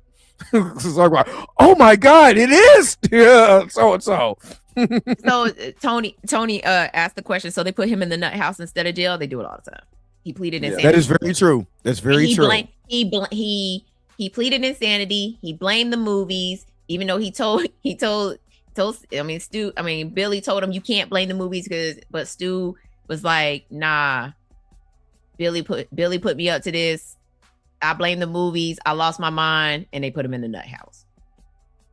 I guess for something like that is, how does a trial like that go, or whether it's a trial, whether it's whatever, how does that legal thing happen and nobody hear about it? I guess that would mean, because you know what I'm saying. I'm pretty sure Dewey was alive around that time. He would have had his ear to the street on certain things. You know what I'm saying? Yeah. Gail is an investigative reporter. She's been writing books and trying to eat off of that until she couldn't eat off of it no more. How does that go under the rug? How did that get swept under the rug? They probably, because honestly, this is a recall. Nothing makes sense according to Randy, or according to Mindy and Randy. None of this makes sense. Okay. So in this case, it probably was one of those things where he probably went out to like a corner outside of the county, because Woodsboro seems like it's a smaller town, right? So he wakes up, he doesn't know who he is. Obviously, everybody who knows who he is. His face was messed up and wrapped up. We know who you are. We know that you're Stu, but instead of sending him to jail, they put him in a psychiatric facility, and they're trying to remind him, or maybe they're not trying to remind him who he is. He's and so that's why he continues to think that he's John. That's like 30 years sitting in a psychiatric facility. No, I know. Look, I'm finna connect it all. I'm finna connect the dots, Mika. This whole time, Stu was the fisherman from I Know What You Did Last Summer. What? This whole time. What has he been doing for 30 years? He's been sitting in a psychiatric facility plotting his revenge against Sidney Prescott. What he's been doing, saying, I don't want to wait for the night to be over. Remember, he's always had a thing for Sid. So 30 years of sitting in a psychiatric facility. Show up. I told you. Hold on, wait a minute. There's more. So wait a minute. So you're telling me they're going to pull basically a Halloween where, you bring Michael Myers back because he has a thing for. That's where we're at. We are. We're literally there. We are at. Who else is going to be the killer? Because it's always going to be two. It's always going to be 2 or 3 killers because we don't know who the true Ghostface is. Except so three. Three is the only one that has one. And in this case, if we're sticking to the formula, right? 2, and they've done 3. They've done 3 now. So might as well just make Stu the killer. You might as well make, or if you're gonna do it that way, then you might as well just go ahead and do the plot, the original Scream script. Yeah. And have it to where he's an influence over some stab of obsessed fans.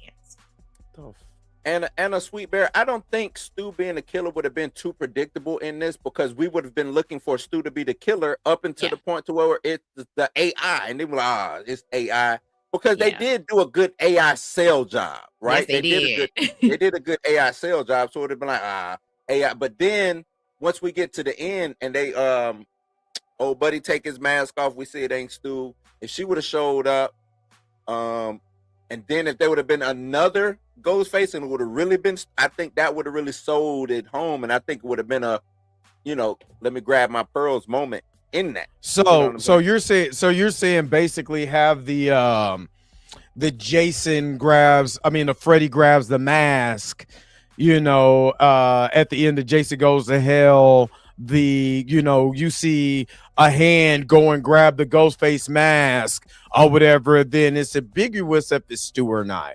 But somebody is grabbing the mask. You saying that at the end? Because the ending, I as soon as it ended, I was like, I'm out. Let me go use the bathroom so I could go home. I'm sleepy now. Or the whole CGI situation is Stu really he's working the CGI, because what didn't make sense? That car. The boyfriend having the computer in the car. That part didn't make sense at all. And then all of a sudden he was doing an AI thing or whatever. It was out of the blue. I just wanted to see if I can do it. It was out of the blue. But why would you do that knowing the trauma that your girlfriend and her mom and family is going through? Like, that didn't make sense. That was dumb. And then he went out like a chump. So the Black Bleach, they're not going to leave. They're going to leave Billy in the past because the Sam story has been closed out. We're because Melissa Barrera is never coming back to the franchise. So the Billy piece of it is closed out. So who else do you cling on to for legacy? But yeah, you definitely cling. Now we're clinging on Stu because the internet has always argued about whether Stu survived that night or not. And honestly, I love the fact that they poked fun at the audience for that. They was like, you thought that was Stu? What? No. it technically, let's be honest, because of Scream, Matthew Lillard is an icon because of his performance from Scream. I mean, nobody talks about it in Scooby-Doo, which he was a great Shaggy, but you go back to Scream, and everybody knows him from Scream. You know what I mean? So to be able to bring, if they do it right, like if say for instance, for the sake of argument, they pick up from the events of the end of this movie, you know what I'm saying? And you have Stu in the bushes somewhere. You know what I'm saying? Like he's seeing everything that went on. Because of, like you said, his obsession. He's been in a mental hospital. He already escaped. You know what I'm saying? All of this. I'm telling you, if they pick up from the end of 7 and they make it just him and his revenge, you know what I mean? I think it would be a great movie. You know what I'm saying? But you gotta kill this someday. You gotta kill this off somehow. So killing Stu and I'm about to call her Nancy. And what's her name? Sydney, just get it over with. Kill, and I know they won't. It's not gonna happen. It just made $100 million.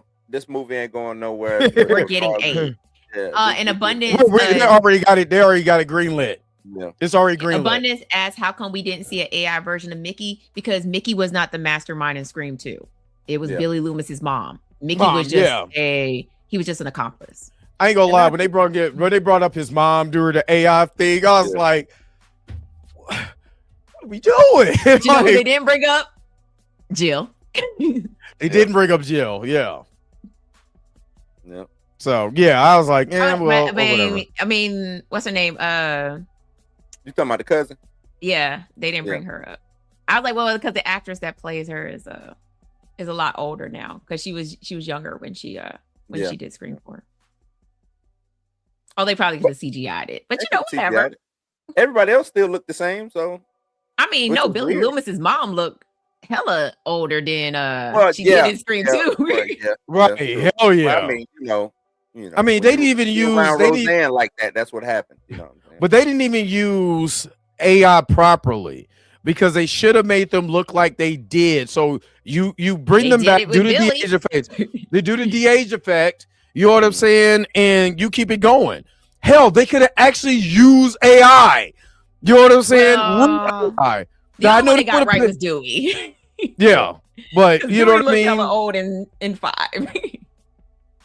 Yeah. Roman said white don't crack unless you're using it. I think so if we go in, Stu is the killer, what's the theme then? If Stu is the killer, what would be the theme?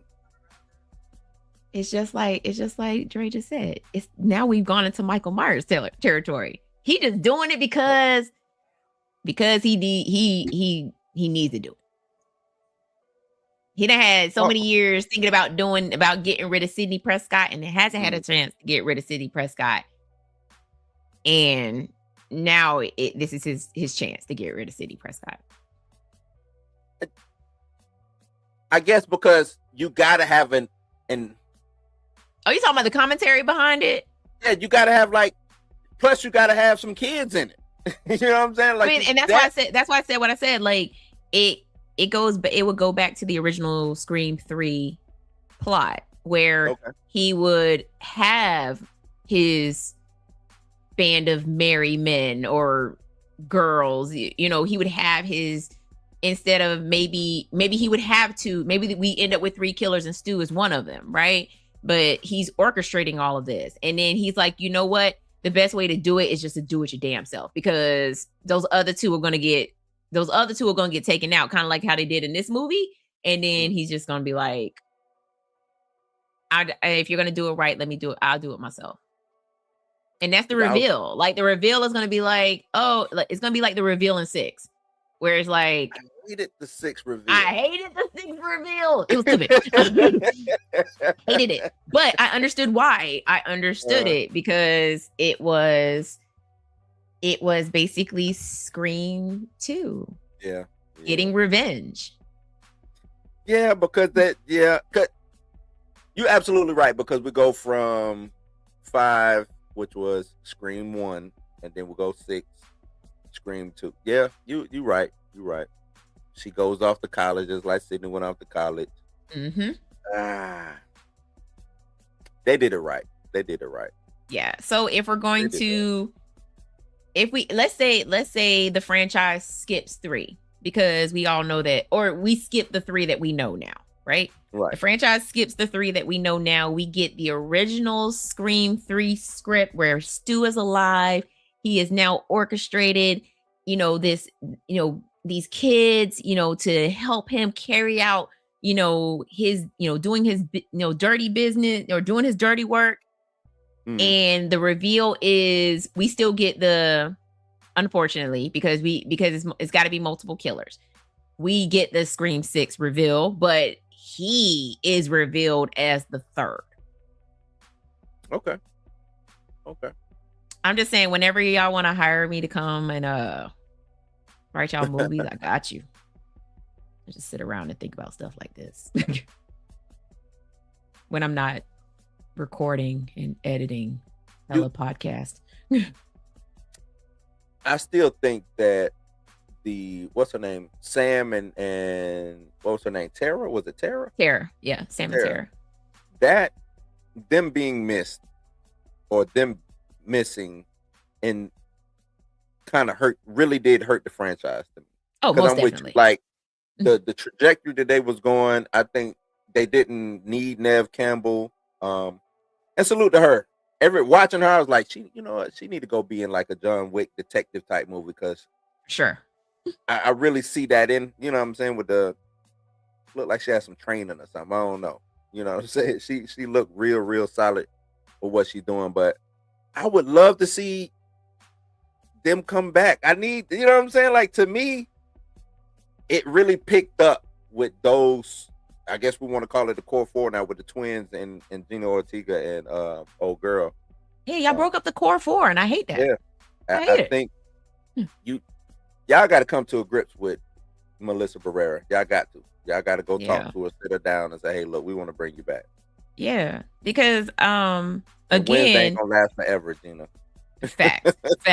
I felt like 5 and 6 was going in the, like, it was going in the right direction, even though I hated the reveal in 6. Like, it still was going in the right direction. You brought back bringing back Kirby was definitely a plus for me, even though Kirby should have died. But bringing back Kirby was a plus for me, because now you have a person that, like, it's still attached to the old. Yeah, fans still know she's still legacy, and I'm pretty sure they brought Kirby back because Neve wasn't a part of 6. But what I did not like about 7 was that they didn't even mention Kirby. Sam and Tara in this one. Yeah, didn't even mention Sam and Tara.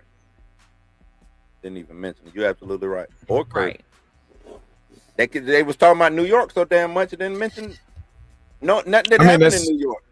I mean, they kept bringing up New York, and nothing connected from New York that I know of, because I guess I didn't watch the last movie. But they kept talking about so much, I thought it was going to be a connection, and you just had somebody get ran over. It was just Sydney not being there, and we was like, we know she wasn't there. Like, we don't. Yeah, they kept.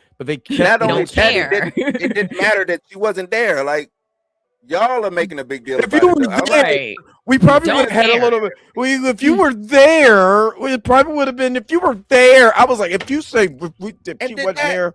Now that you say that, her name was Jessica, right? The neighbor. Yeah. Jessica. That was her MO. Yeah, go ahead, boo. Give it to him. I just didn't. Her doing the big reveal at the end, her monologue, and girl, you wasn't there, girl. Damn, like, girl, you wasn't there in 6 neither. What are you talking about? You know what I'm saying? Like, what are we talking about? Daddy wasn't there to take me to the fair. But this is right. She during her reveal, she was like, even Billy's daughter was even showed up, and it was like, how you know? How do you know? How do you know that? How do you know that? Again, if they want it, because there's so many massive plot holes. If you're saying, okay, say for the sake of argument, you're saying the Stu coming back is correct. That's the correct move to do. You bring back Sydney, you might as well bring back Stu and do your original plot of Scream 3. You get Billy's daughter to kill Stu. That's it. That's what I'm saying. You bring, but again, but because my bad. No, that's it. I mean, there it is. I mean, but because Melissa Barrera is no longer part of this, now it's going to be Sidney Prescott's daughter Tatum that ends up taking out Stu, because you got rid of the one person, like you got rid of the one person that had that killer in her. Yeah, literally. You can't tell me she didn't feel good. Stabbing. Yeah. Up the people that she sliced up in 5 and 6. literally. Yeah. She literally told her therapist that she's like, I ain't gonna hold you. Kind of felt good.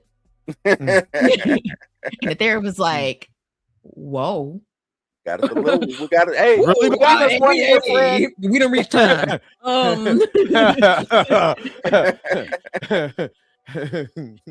Now we out of time. Can we talk about Gail being? Yes. Can we talk about Gail being a bad friend on live TV? But do you know I would have knocked him buck and threw a chair at her? Yeah. Gail was and her pullback skin. Dude, like, I finally get to do this damn interview that I've been waiting on for 36 damn years. And then you start asking all the wrong questions. Oh, he's like, I don't want to talk about my kids, but you know your daughter, girl. Okay, wrap it up. And as I took the microphone off, I would have picked up my chair and threw it at her. It would have turned into Jerry Springer real fast. Yeah, well, I guess that is Gail, though. That is Gail. But again, if everybody who knows Gail knows that Gail, you give Gail an inch, Gail gonna run a marathon. She gonna take a mile easily. I'm surprised she didn't try to punch her like that. Of course, the running joke through the rest of the franchise is Gail getting punched in the face. Oh yeah, because she always saying something crazy. I like the fact that this Gail has to die. That was 5. It was 5, and no, it was 6. And Gail showed up, and Sam went to punch her, and she was like, I've been down this road before. And Tara was like, and came on the other side. I was like, I don't think Gail be understanding that people don't like her. No, I ain't gonna lie. Her skin, when she stepped out of the car and I looked at, and I haven't seen Courtney Cox in forever. And I was like, oh my Lord, have mercy. Yo, whole got the bad bangs. Yeah. She got the bad bangs. I ain't seen Courtney Cox. Bangs that was hanging right here. E-Man. Terrible. Masters of the Universe. Terrible. She looked like Skeletor when she walked out that. Her whole face was peeled back. And then she tried to smile, and you seen the bottom of her jawline. I'm like, ugh. Yeah. I think if this ends with 8, let's just say this. Let's say it probably won't. We are in. I know it won't. We are in Saw territory now. We are in Final Destination. Exactly. This ain't gonna end no time soon. We are in. Halloween, like Blue said, Fast and the Furious. And Halloween 2000, all of that. Like, that's where we at right now. We're in H2O Halloween Resurrection territory now. Yeah. That's where we at. And I feel like Gail will eventually die in 8. I think Gail should be the cold opening. Oh, Gail gotta go. I'm sorry, I think Gail should be the cold opening, y'all. But she put up a hell of a fight, though. Dead. Yeah, of course she put up a fight in Botox. Like she put up a fight in 6. But this time she loses. You know what I'm saying? So she gotta go. I thought she died in 6. I was like, damn, y'all gonna take them back to back? Some bull. She went through it though. She went through it. She did. I mean, I don't know because I didn't get to see it, but we're gonna see if she went through movies at this point. Yeah, because they was on Stab 7. They were on Stab 7. Nah, this is the Scram franchise. Stab 10 in space. Right. All right. This is Scram. Well, we gotta go to the hood first. Scram been to the hood yet. Oh, technically New York. Nah. Is that really the hood? No, you gotta go to the projects. They would never. They would never. Because anytime they go to the hood, it's got to be like L.A. So we got to go to Crenshaw. We got to go. They wouldn't do it. You know they would. They gotta go. We gotta go to Crenshaw. They over there trying to buy some merch. They over there buying some marathon merch. Yeah. you see Ghostface over here like y'all stupid. I'm trying to tell you, man. Yep, Stab X in the hood. Stab. I told you it's gonna be called Scram. The cold open is a house party in Inglewood. Come on, man. They're not doing that.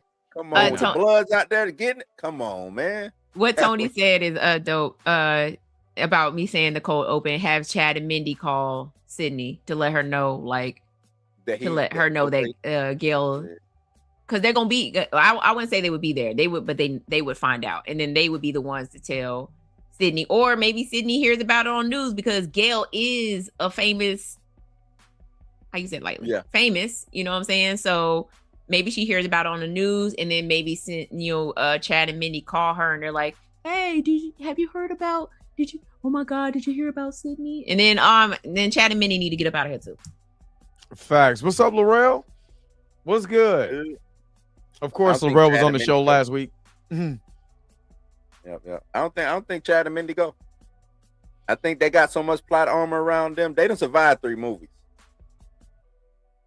For real deaths too, like not dying off screen. Like we saw them die. No, it could be black. That's the thing. Chad, we watched Chad get filleted. We watched him get filleted, not once, twice. And then this one, didn't Chad get stabbed? And where did he get stabbed at? He got stabbed. Well, I think he got stabbed. Where did she stab him at? I think she stabbed him somewhere in the chest. And I was just like, okay, so he gone now. No, him and I don't know how they both ended up in the same area in the kitchen, but they fell and landed next to each other. And I was like, what? Oh. She got stabbed in the stomach again. She got stabbed in the same place 3 times. Yeah.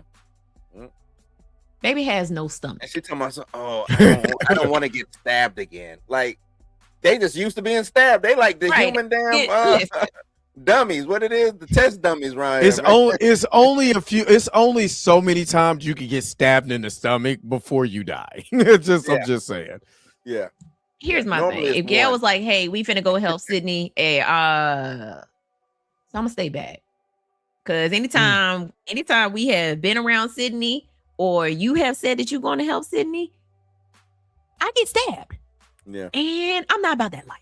I'm good. What's the backdrop for 8? Where do we do it at? We done did it in what was this, Pine Haven or wherever this was at? What was this at? Going back to Woodsboro. Yeah, I'm gonna say ended in Woodsboro. We're going back to Woodsboro. Let this thing die. We're going back to Woodsboro. Like I said, I'm gonna watch the requels and I'm gonna see what it could be and where they're at now. Because if they could have been here, we could have let this franchise go with the people you're saying that got, that didn't come back. They could have let this thing go. But since they're not there, if you want to end this thing with Stu, kill off Stu and send kill off everybody. Everybody gotta go except for the new kids. There's all the old legacy characters. Let them go. Give them Give him the in-game treatment. But I would say where Sydney dies. I mean, we got 2 more Sydney movies. I'm just letting y'all know. You think they paid her that? You think they paid her? You think they paid her that much to come back for 2 more movies? I think this movie did $100 million opening weekend. I don't know what the budget was, but we saw this movie. I think we all 3 saw this movie. That ain't $100 million that was spending this movie. Yes. Nah, not at all. I like that idea, Tony. I like that. What was the idea? Sydney goes back to Woodsboro because her dad dies. And then that was the perfect time for him to play. Her dad is the cold opening. Sydney would have to show up like Rambo. If that happens, she got to show up suited and booted. I'm talking. Oh no, you already know she coming guns a-blazing. She literally called herself, I am Sydney effing Prescott. Look, I'm not gonna lie. Everybody in the movie theater, when she talks, she was like, all right, when they finally revealed, she tossed the gun, but she had to heat. Yeah. I was like, I'm like, yeah, buddy. Yeah, she ain't playing with y'all. What did Dewey say? Dewey was like, do you got a gun? She was like, do you know who I am? Boy, I keep the blicky on me. What are you talking about? because after 4, she knew. She was like, nah. I'm gonna keep that on my hip. Jay said, what else she doing? I mean, she got a job. She worked. She just did this, and she is on The Lincoln Lawyer, and it's another show I saw. She's been working. She works. Yeah, she's been working. It's just, but I like the idea that Sydney goes back to Woodsboro because her dad dies. Yeah, and that's where all maybe he's not the cold open, and maybe she just goes back for the funeral. Maybe, and then that's when she finds out about Gail. I like the cold open.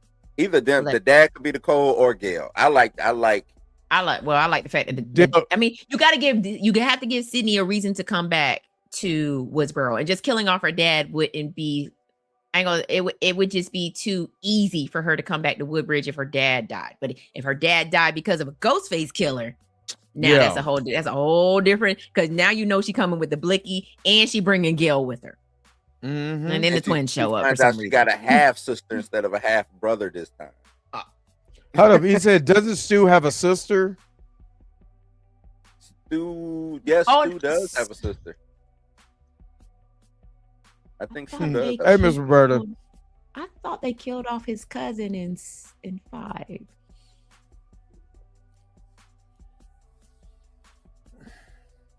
I don't know. This is a movie I haven't watched yet. I thought they killed his cousin off in 5. Older sister named Leslie. But she does not appear on Leslie Mocker. How old is she? She's too old to be a killer. They could be the Ghostface killer. She's the mother of Vince Snyder, a character in Scream 2020. Yep. Yeah. Mm-hmm. You know what? Since I didn't see 5, okay. You know, I'm about to get off the stream and so I watch Paramount Plus. Remember the dude? The Ghostface killer ran him over with the car. Yeah. Okay. Got it. Hold on, wait a minute. Was that in what movie? That was in Scream, the reboot. 2022, the requel. Oh yeah, the one that I didn't. Which one was Sabretooth? What's his name? Vince. What was one? Was that 2 and 3? That's 2. That's 2 or 3. Yeah. You're talking about Cotton Weary. Oh, Cotton. Yeah, Cotton Weary. Yeah, Cotton Weary. Yeah, old Cotton. And he made it in 3. I remember the good times where I used to just watch the first 3. The good old days. Oh, Cotton. Yeah. Yeah. There were theories that she was going to appear in Scream 7, which would have made more sense than what we got. Like if you would have made Stu's sister the other killer in 7, it would have made more sense than it being the neighbor. You know why? You let me down, Sydney. You wasn't even in New York. You let me down. Neither were you. I want to know. And you know what question I had? Why is Sydney not in jail? I said the same thing about Gail. I was like, Gail ran somebody all the way over, y'all. And she did. Vehicular homicide. We're not in Woodsboro. We're not in Woodsboro. Oh, can we hold on? Wait a minute. Can I say that the cops in whatever town this is have to be the worst cops on the face of the planet? You know there is a killer on the loose. There's no cops around. Your sergeant that got stabbed up. There's nobody. No cops. No nothing. No state patrols. No nothing. When they was like, secure the house, and they went and secured the house, and then we're going to secure the neighborhood, and disappeared, and they was not in the neighborhood. They never came back. The rest of them, they were going for the remaining portion. Yeah, for the remaining portion of the movie. Like, what are you doing? What is this? What is this? This is the cop cars is out there with their lights on with no police around. No police. No, a killer. I mean, so there was a whole police station in this town. They just but it. Why wasn't there like 15 cop cars sitting outside y'all house? But what happened to the state police? What happened to calling somebody else? Call another county. This is Scream. We don't call the other county. We don't call the other county. We don't get the FBI involved unless it's Scream 5 and 6 or 6. But Scream, you know, they do have the cops sit outside. You get what's my man from Blackish? You get him sitting outside. Anthony Anderson. But now I'm thinking.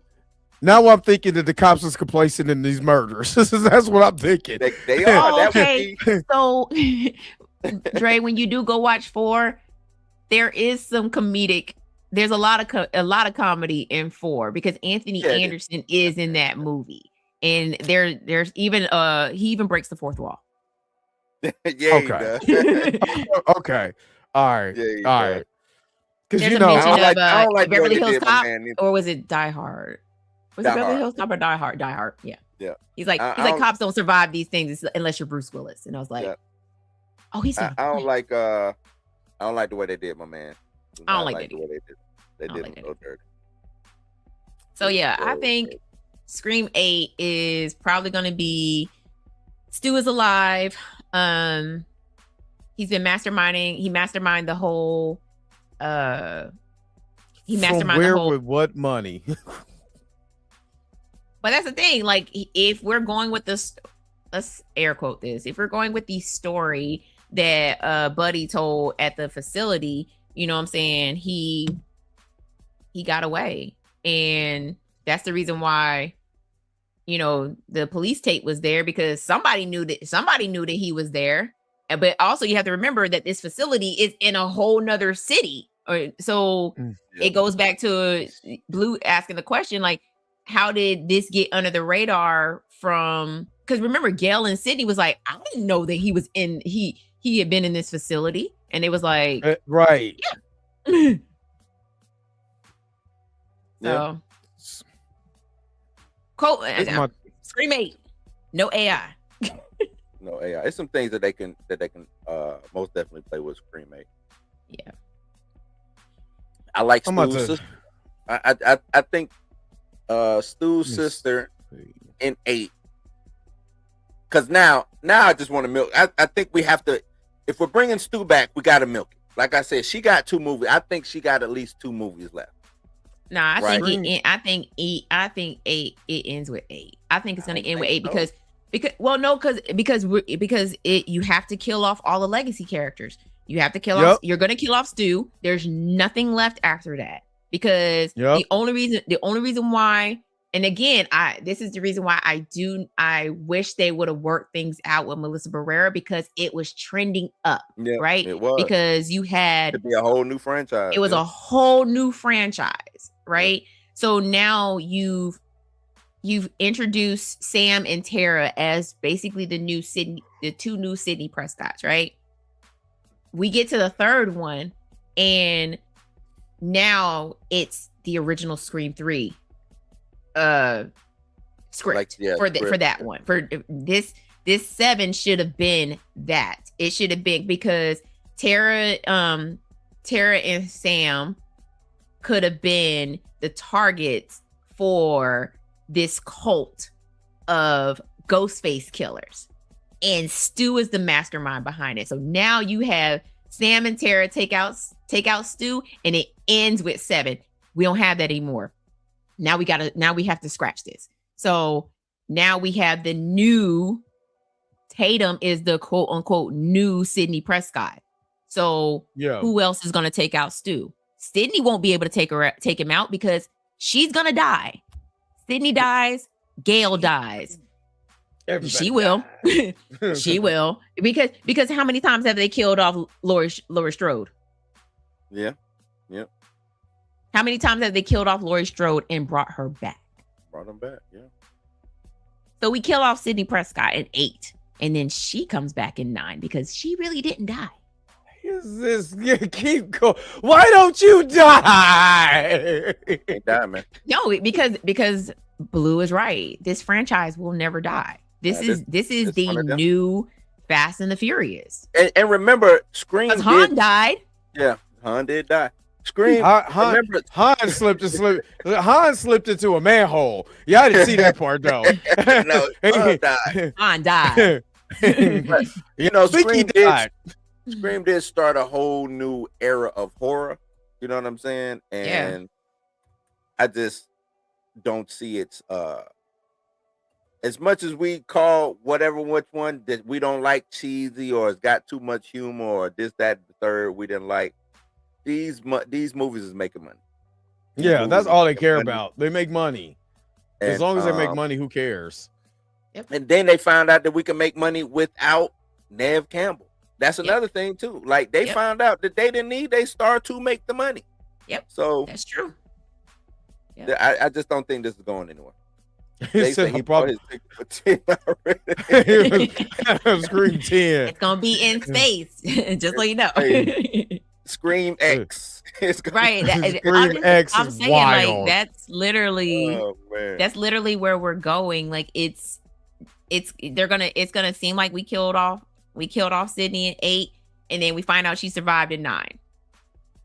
The thing is, they haven't jumped the shark just yet. They've done some silly things, but they haven't jumped the shark yet. Not yet. Nope, not yet. But once they jump the shark, then we'll come back, we'll reconvene, and I'm like, this might be it, guys. This might be it. Like I said, they keep making these killers supernatural, just getting stabbed in the stomach, getting shot, and then turn around, they disappear. Sick of that trope. Let them be addressed. They gotta address. Well, so that's the thing. So all of the Scream killers have figured it out. Like they all wear the bulletproof vest. So if they're shot, they're shot, and they're shot in the body, then they can get up and I got shot in the chest. That's why Sydney was like, Sydney was like, I'm gonna shoot you, and that's why I'm gonna shoot you in your head, because she was like, Did you think I wasn't wearing a vest? Yeah, we know you're wearing a vest at this point, and that's why I'm gonna shoot you in your kneecap. For the head. Always go for the head. No, I'm gonna shoot you in your kneecaps first, and then shoot you in your head. Pop, pop. They lit her up so much they had her standing up from shooting in the head. Man, all her cheekbones, all of that. They just give it to Courtney Cox. She need new meat for her face. Anyway, so man, when she got out that car, I was like, oh, Courtney Cox, you're starting to look like Ghostface. That's wild. That's crazy, dude. So Tatum is going to be the Sarah Connor of Scream. Is that what you're trying to say? Because Sydney didn't necessarily get to do that. She is that, but she didn't get to do it. Right. I think we get now because they kind of cut her short. Yeah, they cut her short. And we didn't really get the trauma that she should have. This should be a traumatized woman. She should be on the rails. There was a significant gap between 3 and 4. Yeah. I mean, as far as like aging Sydney up. So I feel like they had I mean, they didn't have the ideas then that they did, they do now. So yeah. And taking Tatum to college. We're rebooting a requel. I got another question too. Like I tell her, I got questions. Because she got other kids that they sent to the grandma's house. Yeah, they wasn't there. For some reason. Like what made them send these kids who were still in school, because Tatum was still in school, to the grandma's house? I think they were already over there. like ahead of time. I guess maybe it was spring break. Maybe it was spring break for them, and then not spring break for Tatum. Yeah, I don't know. There was a reason why they was at grandma's house, and then I think the reason was that they just was like, we need a weekend to ourselves, and it was Friday. Let's just say it was Friday. It's Friday. Tatum still had to go to school, but they was like, we letting the kids miss school to be at grandma's for the weekend because remember she said we'll see you Saturday. Yeah. That was Stu's house was huge.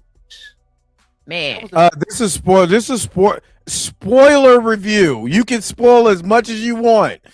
I know some actors that have been in talks with Kevin Williamson. Okay, but you can actually stay in Stu Macher's house, like for real. It's an actual Airbnb. So is it set up because Dre wants to go there? I don't know if it's set up like it is in the stat. I don't know if it's got all the stab stuff, but you can actually stay in the Stu Macher house, and like you can stay in the Breaking Bad house in New Mexico. It's on Airbnb. Yeah, we can get it cracking. It's like $11,000, but you can stay there. Not that much to beat up some dude who just pretending to be the killer for the weekend. I don't want to go to jail, but I wouldn't mind going. I mean, I'm just saying, I like stuff like that. That's why I said, okay, the opening I liked because I kind of understood his geekdom. You know what I mean? That's why I liked it. And then the girlfriend kind of be like, you're doing too much. You know what I'm saying? Just now the kills are silly. You know what I'm saying? But I liked it. I liked the opening. I did. I mean, I haven't seen 4, 5, 6 opening, but it's top with loving that stuff. Like, oh, this is where she's honestly. Yeah, because I'm a horror fan, and I'm be honest with you. Like, if I walked into that house, I would not have been doing the stuff that he was doing. Oh my God, this is where look, Billy Loomis died. It's like, look, I like true crime as well too, but it wouldn't have been like that. I'm like, I'm telling you this, and this is the guy. So take me to a Transformers museum. Take me to anything TMNT. I'm losing it. I'm losing my mind completely. They were like, something is wrong with Dre. He needs help. We need a jacket. I am going off. Get me into a Marvel house with Deadpool stuff. I am losing my mind. You could stay at Xavier School for Gifted. Deadpool ain't there. Deadpool ain't there. I don't care. Well, I don't want to recreate. Wolverine's. Gene. No, give me the Deadpool's house. I'm going. Abundance say Scream. No, that wasn't Abundance. Black Bleach says Scream died when they made a Ghostface IP. I mean, well, I was looking for the Scream bundle, and I technically forgot Scream had a TV series.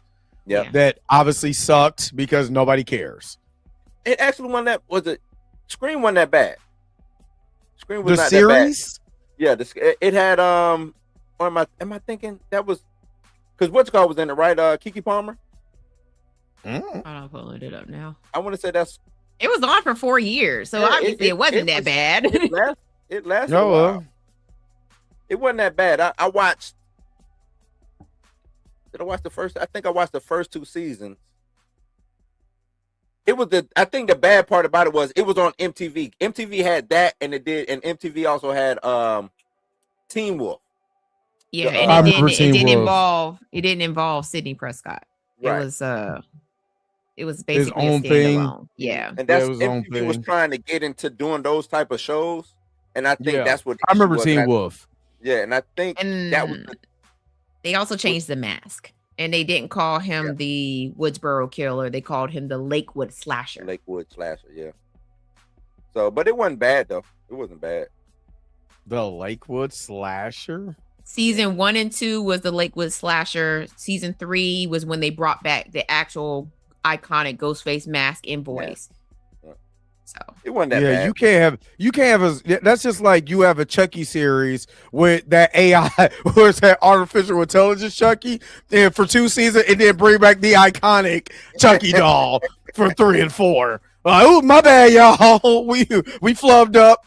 I think they only did that to try to show that this is the TV series. And you're right. They were trying to disassociate the two, because if you had put the original Ghostface Killer in the series, it'd have been like, so where's Sidney Prescott? Right. Yeah. Because they were still making movies around that time. I think they were just trying to capitalize on the movies by making a TV series. Came out? Yeah. Mm-hmm. Okay. So was Mary J. Blige in that too? In what? In Scream. In the Scream TV series? Hold up. Because it was another show that was like Scream. What was it called? Yeah, Keke Palmer was in it. And Mary J. Blige was in it. RJ Cyler was in it.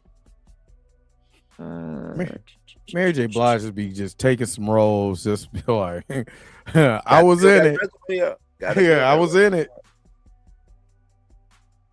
Yeah. Gotta build the resume. I mean,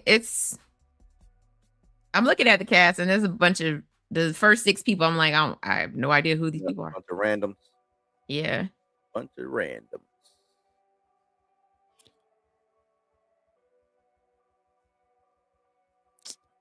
Yeah, I know. I think Queen Latifah was in it. I want to say why? Because it's a series. Nobody cares. Why? Queen Latifah's out here being the equalizer. That was a good show, man. That was a good show. Queen Latifah's Equalizer. Yep. I mean, it's right now streaming on Paramount Plus. Tony Todd was in it. On the Equalizer? No, he was in the Scream series. He was in the Scream series? Yeah. It was a recurring. As the Hook Man. Was as the Hook Man? Mm-hmm. From I Know What You Did Last Summer? What is going on? No. Actually, I'm looking at the picture right now, and he's standing over the Ghostface Killer, and he has a hook.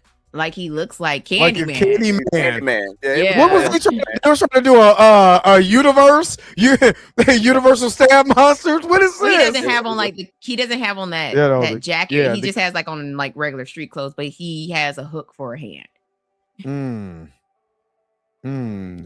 Somebody was trying to get the IP out without using the IP. You ain't slick.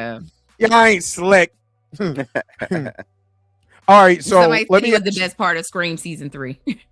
Oh, okay. So let me ask you guys before we start, wrapping this up. What would you rank this from 1 to 5? Mika, I already know yours. But because you put that on Instagram immediately after you came out the movies. So you did. I gave it a 2. Yeah, I did. I only gave it a 2 because of the kills were. Is it because of the kills? Regular? Yeah, they was regular. Yeah. It was just a whole bunch of prison shanks. That's all it was. Except for the one. Except for the head thing. That head thing was stupid. I personally like the one where the girl was swinging back and forth. I mean, I was like that was kind of. With her guts out. Yeah, that was dope. That was dope. That was brutal, but. Yeah. I didn't like the way they killed old girl when he slid her across the bar, and it just so happens that piece of glass got stuck in her neck. I was like, ain't no way. Yeah, that was dumb. That was dumb. She was dumb. What do you give it? 2.5. Because it was watchable. It's not the worst I've seen, and like I said, it's not the worst movie. Yeah, I turned it off. So. Yeah, it's definitely at the bottom of the totem pole now when it comes to the Scream movies. Like 3 is, even though 3 is what it is, this is worse than 3. And yeah, I like 3 for the wrong reasons. This is like it's the Freddy's Dead, the new nightmare of the Scream franchise. Stupid, over the top, doesn't connect to anything. It's just a movie. Whoa. New Nightmare is nothing like Scream 3. I said Freddy's Dead, the new nightmare. Oh, I thought the final nightmare. Yeah, the final nightmare. I said the new nightmare, the final nightmare. Yeah. That's what I said. I like the movie because it's goofy. I don't like it for no other reason. And Bud is in it. You know what I mean? My man Bud is in it. So I'm having a good time with him and his outrageousness through the whole movie. So my point of view character is him. But here's my thing. Let me touch on that. So I stomached it and watched 3 again. His funniest parts are right before his death. Like everything else before that is just it's him. It's just him.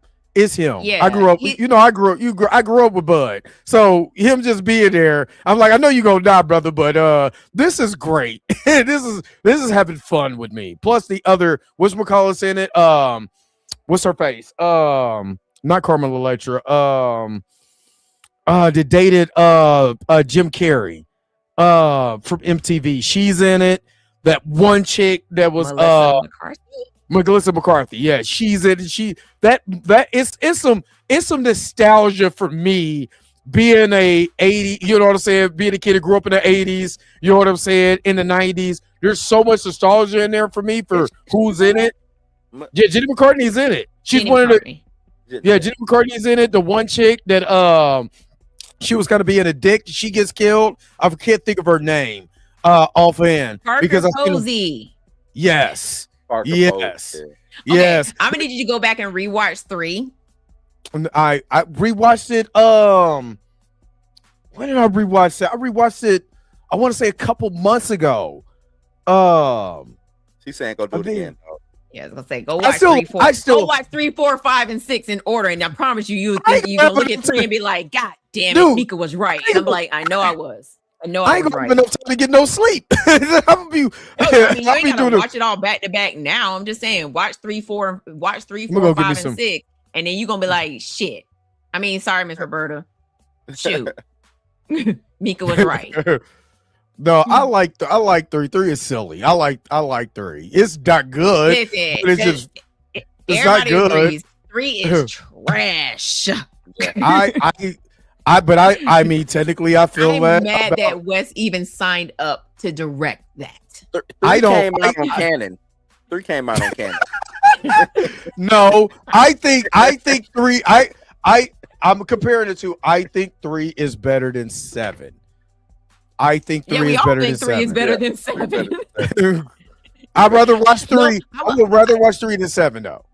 I would say that 3. The only good part about 3 is that cold opening with Cotton. Yeah, with Cotton. Yeah. Yes, I love. That's probably one of my favorite cold openings. I didn't like that Cotton died. I liked Cotton. Yeah. I mean, Cotton had to go. Yeah, he had to go because he survived. He survived too. Because he survived too. So yeah. I mean, but that's when they started running. I felt like there was no reason to kill Cotton. There was no reason to kill Cotton at the beginning of 3 because he really didn't have.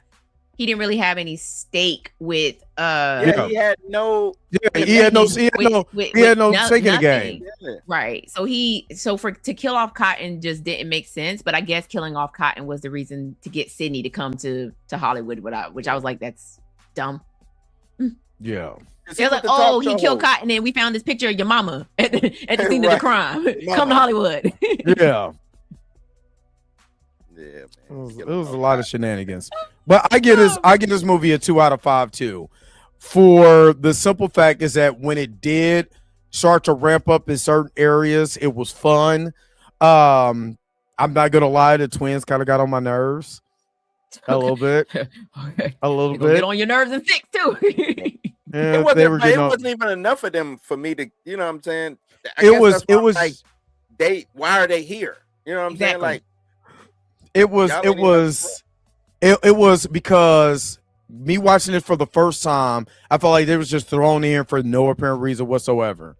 Just to hit Ghostface, walk out the car like you just didn't do vehicular manslaughter, and now you want to do a story. Like, I'm like, this is dumb. Like, and then just them, they kind of got them. Yeah, they just kind of got on my nerves. It's just the dialogue. It was like they were just there to be there. There was no character development with Tatum. If I'm posing, Tatum to me was a POV character. She was the second lead next to Sydney. So Tatum did not have any character development besides being her daughter. There was no nothing for me to grasp at, for me to be like, okay, why am I rooting for this character? You know what I mean? Because she's Sydney Prescott's daughter, and that's all you need to know. And whoop-de-doo. I don't care. That's what they're going off of. There is no character development for all you know is that her and Sydney have a strained relationship, and she felt like, and the only reason why they have that relationship is because Sydney kept her past away from her daughter, and which is totally acceptable. Her daughter is a moody teenager, but at the same time, she's pissed because she's like, if you would have told me about your past, I could have prepared myself. And so that's when Sydney realized, like, you're right. Damn it. That's true. That's true after we done murdered a couple people. Right. You know what I mean? At the same time, though, reason why I don't like that, even the whole moody teen angst situation. Because it's been done. Not only that, man, your mama done survived being marked off how many times? Exactly. Like, you gotta give your mama some space. If she don't want to talk about almost dying 5 times, you know what I'm saying? Like, leave that alone, dog. Forgive me for not explaining to you that I got stabbed multiple times in my life. So when she by said my own family at one point, had a boy in your room come through your window. Yeah, what happened? Huh? What happened when the boy stuck in my? You know what I'm saying? Right. Like, what are we talking about? She was like, "Not every boy is bad." Yeah, well, all the boys. Girl, I'll throw you out the window. How about that? All the boys out the ran through trying to kill me. Exactly. Like, so, like I said, I give this movie a 2 out of 5. There was a middle part of the movie I did not have. It was boring. We got to the bar scene. It kind of ramped up a little bit. It was just too many. I'm in a panic room. Now I'm getting stabbed through the walls when you could have just stayed in the panic. I get it, but it was on brand for the character. So whatever, I'll let it go. But there was nothing else for me in this movie where I'm just like, yep, you know what? I want to watch this over and over again. I want to watch this again and again and again. Maybe I missed something. No, I got everything I needed. So yeah, you don't. No replay of it. Once you watch 4, 5, and 6, everything will make sense to you. To the reason why the twins should have never been in 7. Yep. Okay. It says, besides the original, which one has the most replay value? Besides the original one. 4. Yeah, 4. I'll say 4. Well, it looks like I got something to do tonight. 4. I would even say 4 and 5. 4 and 5. Because I rewatched both last night, and I was just like, now hold on, wait a minute. I would hold definitely watch 4 again. Mika. I asked you, do I need to watch the 6, 4, 5, 6? Because I've only went to where you was like, nope, you're just going. You don't have to watch any of those. No, because I didn't know that they were bringing back I didn't know they was bringing back the twins. Yeah, because like we just said, the twins didn't make sense. Like if the twins didn't make sense. Leaving the twins off of this, you wouldn't have to watch 4, 5, and 6. You wouldn't have to watch 5 and 6 because they ain't bring. You know what I'm saying? We just going with the original from. It's like we skipped this whole section. We got Sydney and we got Gail. That's all you need to know. You know what I'm saying? If I had known they was bringing back the twins, I'd have been like, yeah, go watch 5 and 6. But again, I didn't tell you to go watch 6 because 7 doesn't connect. because Sydney wasn't even in 6. There's nothing to the only thing that connects 6 and 7 is the twins, and that's it. Yeah, and they tell you in the movie you should. Well, you wasn't in New York. Had you been in New York, we missed you in New York. Yeah, all Dre, I was waiting. New York. If you was in New York, Dre, you would know. New York, you would have known. I would have known.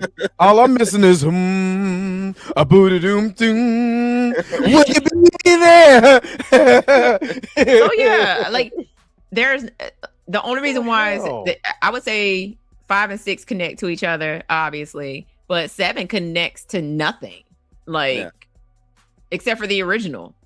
That's it. Because they try to tie it to the original by trying to bring back Stu. That is it. Yep. Yeah. Like I said, when I'm about to go to the store. You just work your way backwards at this point now. Why Gail ain't got a podcast? No, I'm watching 4, so it's like exactly.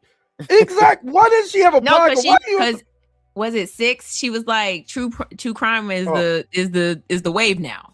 So I was like, so you should have a podcast, right? Yeah, true crime podcast. Like, you should be racking it up. You know what? Now I gotta really go watch this. I mean, you wrote like 6 books. Oh, why the twins ain't they talking about we're trying to show her how to do content? Not like that. Like y'all, twins, not running, not vehicular manslaughter. That ain't the way to do it. Not scream, you're too fast, and Furious 27. No. Thank you for the $2 super chat. Scream is all about family. Hold up. Let me give him something real quick. Hold on. What do I got? All right. I done came up, got my name up. So when they speak of who blinged up, I'm who they bring up. Appreciate that. You guys already know what it's time for. Tell me to wrap up. I'm not gonna wrap up. I actually like what Delroy Why ain't gonna wrap up? Shoot, like he said, I ain't gonna wrap. You gonna tell me to wrap up? I don't want to wrap up. But y'all already know what it is. Yo, the sign is real simple, B. It says wrap it up. Wrap that shit up, B. I gotta make it to the store before, because obviously I need. First of all, I need snacks for work. Anyway, I just thought about that. Yeah, I need work snacks. So I just thought about that. Yeah. So Scram and Cover B.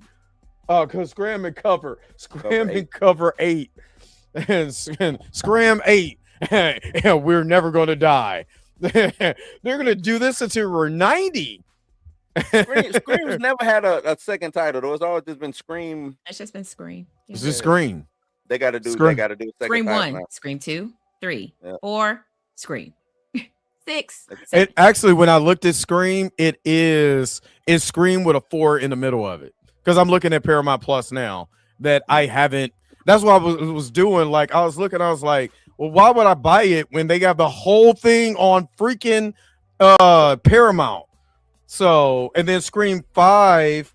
You're right. Scream 5 is just Scream. Yeah, it's just Scream. So, yep. Mika G, what you got coming? I already know that we're celebrating women in horror this month. So no men, you can't come in here talk your bull. Shh, it ain't your month. So Mika, what else? Who reached out? I meant to ask you that, or is that on the? It was the black girl nerd. Oh yeah, she dope. She got us, and she got a good following, and so soon as she commented and said that she was gonna follow, she's following me, and because she wanted to see who else I posted for the rest of the month, and as soon as she posted it, like my phone was like bzz, bzz, bzz, bzz. I was like, oh, I had to put it on silent because I was just getting notifications of people following me on Threads, and I was just like, and then people were commenting, it was like, oh, I'm here for this, I can't wait to see what you do next. I was like, okay, cool. So all right, look at you, look at it, look at you go. All right, but tell us what else you got. Well, tell us what else you got going on, or tell us more about the women in horror this month. Oh, it's just 31 days of Black women in horror. Not just Black women in horror. Not because I've already done women in horror. I did that last year. Yeah, you did. So I'm doing Black women in horror, and I'm not just doing like actresses because everybody's like, oh, this actress, and I'm like, leave me alone. Calm it down, big dog. Let me work. Let me work. So I'm doing actresses, producers, directors, authors, horror comic book creators, all of the above. Like every Black woman that has contributed to horror and yeah. So I mean, it's amazing what like the just doing my searches and finding people and whatnot. No, Rod Digger will not be on my list. I'm just throwing that out there right now. Last name throwing that out there right now. That's funny. It was great because that's crazy because when I did 31 days of Black actors and actresses, people was like, "Oh man, you ain't have LL Cool J and Busta Rhymes on your list," because there's more than them two. It's more than them. That's all they, That's all people know, man. And actually, it was black people it was black actors and actresses who survived horror movies, and people were pissed because I didn't put LL Cool J and Busta Rhymes on the list, and I was like, "There's more black people out there than the two of them, y'all." So I did Pam Grier last month. So anybody that I did for the 28 days of black horror, they will not be repeated this month. So we shall see. But I'm also I'm trying to not just stick with actresses. I'm branching out. So like, creative. Everybody that has contributed to the black horror space. So like today I did Nia DaCosta, and that's the post that got Black Girl Nerd to follow me. That's my dog. So, that's Nia. What's up. I like Nia, even though I don't like her Candyman, but Nia DaCosta, I like Nia. Yeah. And not like that. Yeah, that's what's up. Well, congratulations on, and that's I've seen her Black Girl Nerd or something like that. Yeah. I've seen her on a lot of times when I'm on Threads. So shout out to her. You know what I'm saying? She got a big platform, huge platform. Need to and then Wednesday, first live show. Second live show, but first live show, not where I'm not rambling. So. Keep it going, Mika. Keep it going. Yo. Keep it going. Keep it gangster, y'all. Keep it gangster. She is not a franchise killer. Stand down. What franchise did she kill? Obi and whatever. Nope. That is not my fight. So Wednesday and every Wednesday. Well, I'm gonna try to do it every Wednesday. I feel like I just bit off more than I could chew. But I'm going to be covering FX's The Strand, whatever you want to call it. That's my show, man. And I've already watched episode 1, and immediate, like when the plot twist, when the twist happened, my mouth was like, what? So let me know if you need somebody to bounce off with. That is my show, Mick. I love that show. I watched. Like everybody's saying that, they're like, "Oh, I will come on and talk about this." Come on and I'll talk about this. I will talk about this. So, yeah, I'm doing that. I'll be covering that, and then there'll be no top 5 this Sunday because I will be in rained out. I'll be in the rained out Dominican Republic because it's supposed to rain the whole weekend. So, it's supposed to rain all weekend, so. I'll be sitting in my treehouse journaling the whole weekend. That's what's up. And coming up with more ideas for and she gonna have a little, and then Mika gonna have a little piece of hair sitting right here. So it was like sitting in the D or sitting in the treehouse, girl, getting on my nerves. Going out of my mind. I thought she was fine. Don't know if her body was hers. The strain. I said the strand. I mean, it looks like, I think strand like a strand of the flu, but apparently people's like, no, it's the strain, and I'm like, all right, so it's the strain. So the strain is what I'm going to be covering. So you ain't watched all the seasons? You only didn't watch the first season? I like when my dad was watching it, whenever he was watching it, I would catch it like then, but I never watched it all the way through. So like, that's why I said I watched the first episode and was immediately like, how did I miss this this show? Yeah. So I'm excited about covering this. Y'all know vampires is my thing. So now we got vampires that can infect you. Yeah, that's wild. And you can't even see the bite that they put in you because it's literally like a slit that is like, gotcha, you dead. That show was dope, man. That show was dope. Real dope. Yeah. But you know me, Dre. I got Blues News, but for the most part, I'll be going over. He sent the script, but he said he might have to revamp some things, so I have to learn some lines or whatever. So I'll be getting ready for this movie that I'll be in. So that's what I got coming up, man. That's what's up. And speaking of lines, I need to go over my script and start getting my lines to memorize what I wrote. So yeah. Of course, I'll be back in the morning with the Dre Max show. We're gonna go over Birdman's Griff video. So we'll go back with that. I know J. Carter literally question and answer period. I know my computer like flubbed up and my mic was not on. But yes, we're doing that tomorrow. We're doing it tomorrow. Griff video. But yeah, or like I don't really know or call them Grifty Bears. It's just the funniest thing. It's the way he says it. It's so hilarious. But y'all got to give a brother some lead, some slack, because man, I'm be tired when I get home. You know what I'm saying? I literally stay up to get this. I be wanting to take a nap. I'm getting old, y'all. I'm getting my AARP card soon. Y'all give a brother some slack. You know what I mean? So, yeah. But I will be back in the morning with that, and we'll see how the rest of the week goes. So yeah.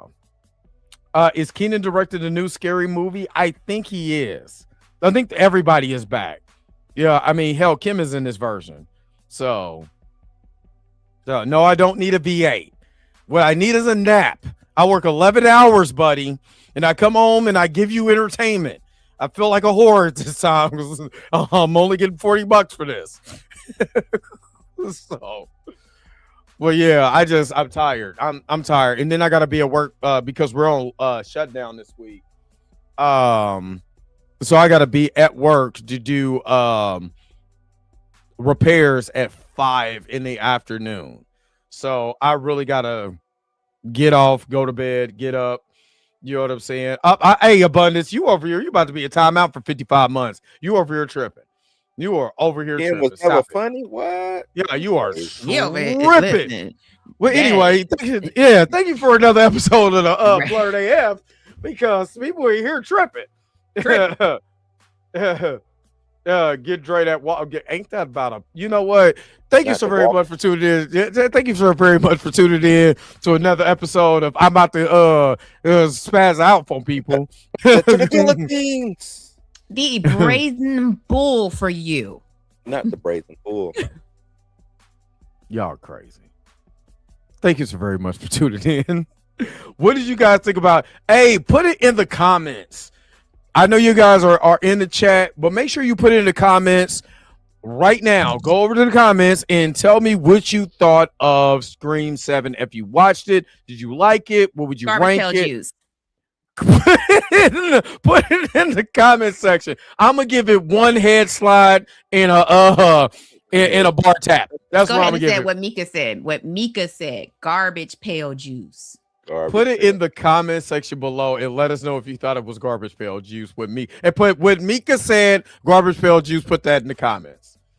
Anyway, make sure that you guys are tuning in to Mika G right over here, Cinematic Nightmares podcast. Stop playing. And then Bluminati's at Blues House. You see it, make sure. And if you're not tuned in with me, I'm going to slap you. That's what I'm going to do. I'm going to slap you. I'm going to find a Ghostface mask and I'm going to slap you. Anyway, I'll let you guys later. We'll holler at y'all later. Peace, vibe higher. I got to go get some popcorn for my Scream 4 through 6 marathon. I'll holler at y'all, man. Let's get up out of here. Where the button at? Where the damn button at? Let's get up out of here. Let's go. Y'all.